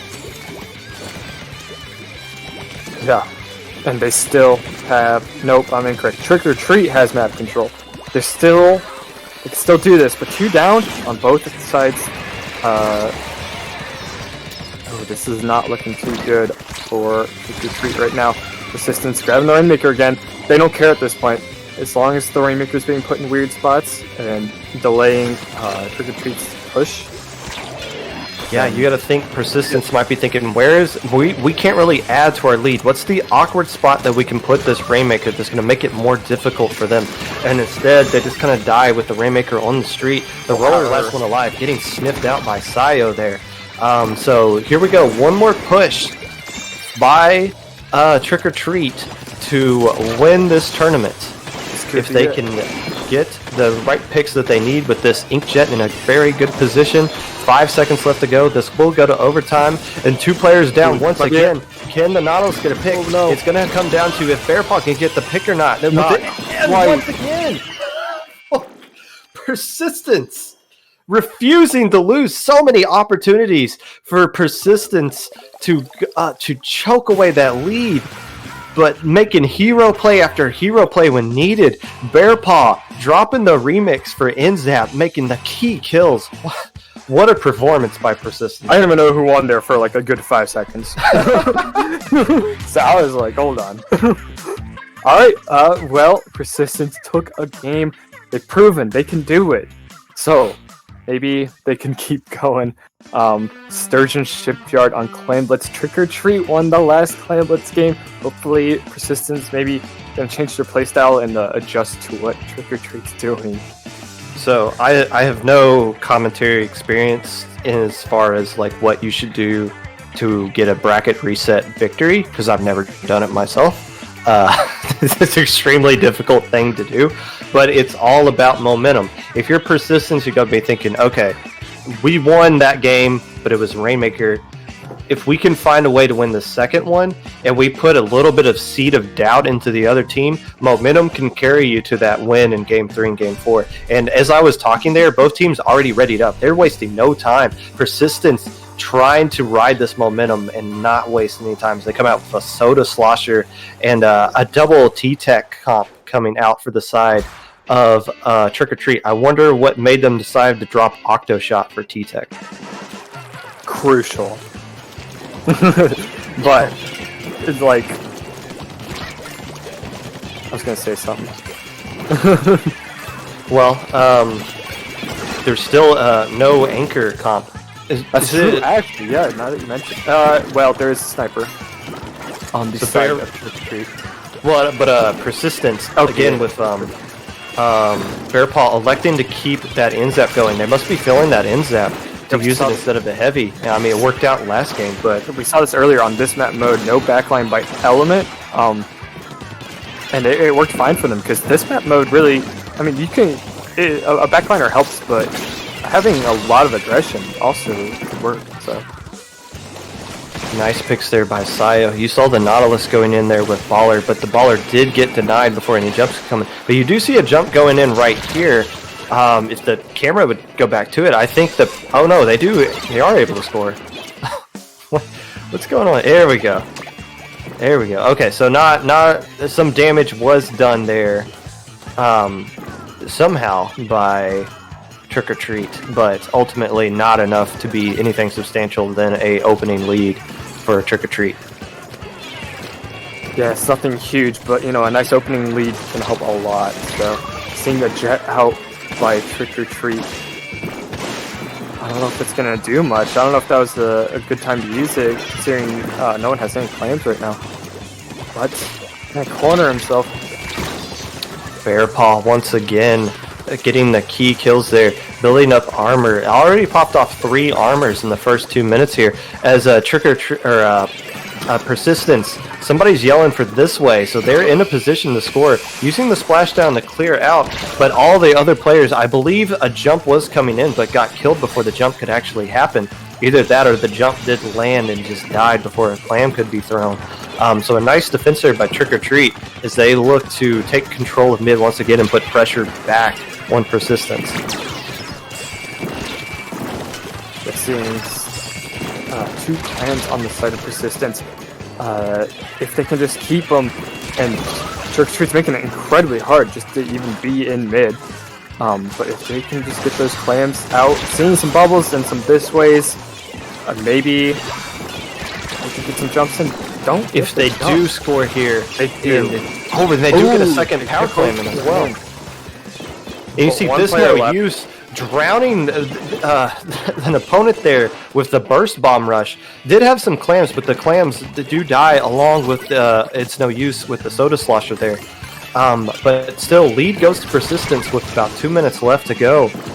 It's not the biggest lead in the world, as just a power clam and a few other small clams would be enough to convert it back to Trick or Treat's favor. But with the difficulty Trick or Treat has had getting to Persistence's side of the map, you don't know if another push could be coming. Yeah, absolutely. With armor coming out on the side of Persistence, maybe a little early because now they're all getting picked off. But they're still in the lead. I think we saw this before with Rainmaker. Persistence can just wait. I mean, they're going to continue pushing, but now that they can relax a little bit. They have the lead. It's a lot easier to fight people when they're coming to you. So yes, and you see the clam, the soda slosher getting up on the snipe there. So they do get 15 more points, but so many players dying, and and another player going down. This is going to be Trick or Treat's opportunity to win this whole tournament right here, actually, as they come in with 1 power clam and using a baller behind it. The second power clam, 3 power clams go in, and that's the lead. They still have a mercy clam back at spawn. It looks like somebody's jumping out to go get it. Persistence is in deep trouble right here, and Trick or Treat 45 seconds away from finally winning low ink if they could just hold on here. But Persistence with 2 picks already. And they got a lot of clams. I don't know if they picked up the mercy clam they have to go with or not. But Chan did get a kick. Gonna do it. Ooh, very good play. I did not expect the pass there. However, I don't think there's anyone to follow up properly. Oh, there is. They're just one click. They get lead back. Wow. What? They might get a KO here. They just need 2 more clams to do it. And with 15 seconds left to go, that'll be the end of the push. But here we go. Persistence with a huge comeback. But look at all those clams that Kyle is putting up there. And they still have that pity that just spawned. And Kyle's in position. They could get the jump here. But the soda sauce. Are they camping it? They're camping it. The score does go in. Ooh, but he's gonna baller right here. Be able to pick it up. That's gonna get in. Oh, one more fall in. Game! My goodness, Persistence staving it off. Alrighty. Wow. Wow, my gosh. Persistence refusing to lose. And this, if you're going to do a bracket reset, you lost those. You're in your trick or treat, and you've lost those 2 games now. All you have to do if you're Persistence is plant that seed of doubt. That's twice now that trick or treat was just frames away from winning this tournament that Persistence has denied twice. That is hard to come back from. Yeah, I have nothing. I mean, after that speaks for itself. 2 huge wins for Persistence as we now go to Anchovy Games on Splat Zones. We're going to see how quickly these 2 teams ready up. Persistence wants to keep this momentum going. They don't want to waste any time. They don't want Trick or Treat to recollect themselves. They want to hit the gas and get this game going now and keep the momentum going. My goodness. Maybe not. They're taking their time now. I think Persistence knows what's going to happen. They're going to plan. I mean, last game, they were instantly ready. So, I mean, Splat Zones Anchovy, that's a bit different. I mean, unlike Clan Blitz, where you have to, like, move around the map, push in, push out, this map mode, it's all in mid, unless you push up. But most of the time, you're staying in one spot. The question here becomes, what kind of weapon is Persistence going to bring out? Are they going to come out with that non-backliner comp that's been working for them these last couple of games, or is Bearpaw going to go back to the remix or some other heavy weapon? So there's a lot of interesting thoughts that are going to be going through their head here as they decide what their comp is. And yeah, you're right. Persistence taking a lot more time just trying to figure out what their game plan for this specific map and mode is. But you got to know that in their VC right now, they're probably pretty hype over what happened those last 2 games. Heart rate's got to be going through the roof at this point for both teams. As we ready up, took them the whole lobby time. So they definitely have something up their sleeve here. They're playing something. Trick or Treat still 1 game away from winning this entire tournament. They want nothing more than to get this over with here. And okay, so here's what we see from Trick or Treat. We see that double inkjet comp that they've been using, but this is the first time they've decided to bust out armor to go along with it. We'll see if that will be the difference here, if they can combine their specials in the right way to get the picks they need. Yeah, right now, I think Trick or Treat's definitely going for the turf comp. They got the Booyah Bomb, they got Knot, Zap, and Shot. So, I think the plan is just to keep that zone. But right now, Persistence, looking at their comp, they got range, they got the rain, they got the Booyah Bomb. They're definitely going for outranging them. Yes, and they still have an N-Zap. However, it's no use that's using the N-Zap. The Bear Paw with the ballpoint, the weapon we were kind of expecting from them. As you see, Bear Paw pushed all the way up in the zone, getting a nice pick there, and that will give lead, to Persistence as they look to hold on to it a little bit longer with the N-Zap going down on this side of Trick or Treat. So there's not going to be any armor to go along with those inkjets that are already ready. After 1 minute, we're already down below 50 points, so Trick or Treat's going to need to... They need to understand the pressure of this situation. Persistence can win now. Like, they just won 2 games. They have the momentum. Trick or Treat's going to have to really pull through here. This game could be KO'd right here if Ink can get a nice pick here on the plat. Actually, here are all the players for Trick or Treat. Are they coming around for a flank? I wonder if they were. I think they were waiting to be together because they all struck at once, which worked out in the end because now there's 3 down on the side of Persistence. They are able to cap the zone there. That looked pretty scary because it looked like there's nobody on plat and times there. But it looked like they were able to get some sort of pincer going on through the window, and we're able to get control of zone. And now they're done with their penalty points as they're looking to chip away. And honestly, once you get lead here for Trick or Treat, the game's pretty much over because it's going to be difficult not to get a KO with only 2 points remaining. Yeah, absolutely. So it's either hold on to this lead for Persistence or take home the 2nd place medal at this point. Yeah, Persistence is under so much pressure. But right now, they're really pulling through here. Seeing an armor from Trick or Treat Persistence is gonna have to really work around these specials with the Ninja as well. Seeing a cap from them and a Booyah. They're really just delaying through all these specials, trying to extend that power. Yeah, this is the second time in this potential reverse sweep that Persistence is pulling off here, where they've gotten the lead early and they've just had the only enemy that's been working against them is the clock. They just need time to bleed away so that they can win without having to worry about getting the KO here. And as the NZAP once again goes down for Trick or Treat, so Persistence, every time it looks like they're just about to get wiped, a player or two goes down for Trick or Treat and Zone immediately going back to Persistence. But you do see a couple of players now going down for Persistence. Yes, here comes the first real lockout situation so far in this game for Trick or Treat. Yeah, Trick or Treat's been doing this quite a bit in previous sets and a little bit in this set, so it's interesting to see how Persistence can respond to a situation like this. I mean, they're throwing out a couple range. They do have the Booyah Bomb. Two down by the Jet, and that's 3. Oh no! In the points. This might be it. This very well might be it. Persistence has been going in 2 players at a time and just been kicked off. Another huge pick. This could be the entire tournament right here for Trick or Treat, unless another hero play can come out. Lead will go down. And they win. And Trick or Treat avoids the upset in reverse sweep and finally wins Low Ink in the most dramatic of fashions. Wow, what a finish and what a heartbreaking loss for Persistence, who came so close to pulling off a potential Game 7 in reverse sweep. Yeah, that would have been insane, but Trick or Treat said no. I don't think Trick or Treat cares.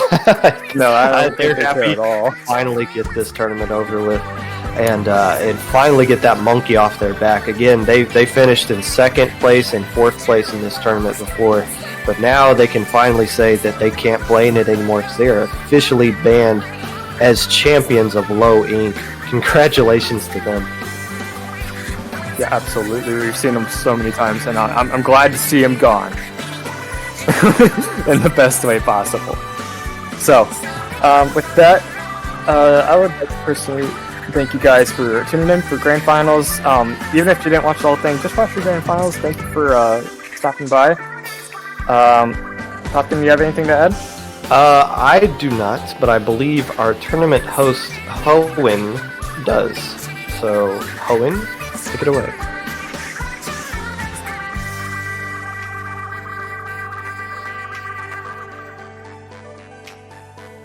Oh, and we can't hear you, by the way.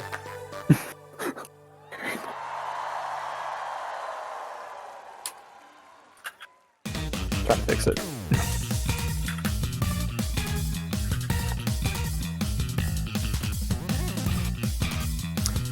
This always happens. No, that is not. I feel okay. Boss, you here? Maybe still. Oh, now. There Yeah. we go. Okay, you can blame just for that one. Okay, guys, thank you so much for joining us today for our second day, our first 2-day tournament. First, a big congratulations to Trick or Treat in coming back and taking the win here in our grand finals. Those those games there, oh my word, they were intense. I don't even know how to describe it. It's just, those are the games you want to watch. Those are the games that I always enjoy watching. So congratulations on pulling it off in the end and getting that final lockout in Splat Stones to take it in 6. And Persistence, you put up an amazing fight. I honestly thought you were going to force the bracket reset and take us to another amazing 4 games at least. So congratulations to you. 2nd place in this tournament is definitely a deserving place for you. As for our other participants, we have big congratulations to the Bunnies on 3rd overall. And I'm not sure if our Gamma and Bravo brackets have completed, but I will check real quick. I'm told Beta those? Grand Finals just had a bracket reset. Okay, well, that will definitely be interesting, something to watch. But regardless of who won in each of those, that's an achievement for yourself. And while it may not have been a tournament victory, it is an achievement, and we do have a small prize planned. Nothing like the grand prize, though. You will get a temporary role in the Discord. Yeah, so thank you very much for all of you who come to watch and support Low Link this month. It's been really appreciated. The amount of support we've gotten this month is absolutely insane. If this was your first tournament, we're very pleased to have been able to try to give you an introduction to the competitive scene. It's not easy at times. There's a lot of competition because it's all the competitive scene, but we're here to help you grow and give you a place to start, and that's our big goal. If you have any feedback or suggestions, please go ahead and post them in our suggestions channel and or use the feedback feature on Battlefy. We're definitely listening, and we already have some feedback that we've taken into account and are going to discuss. But yeah, I think that's it. Don't really have anything else to say.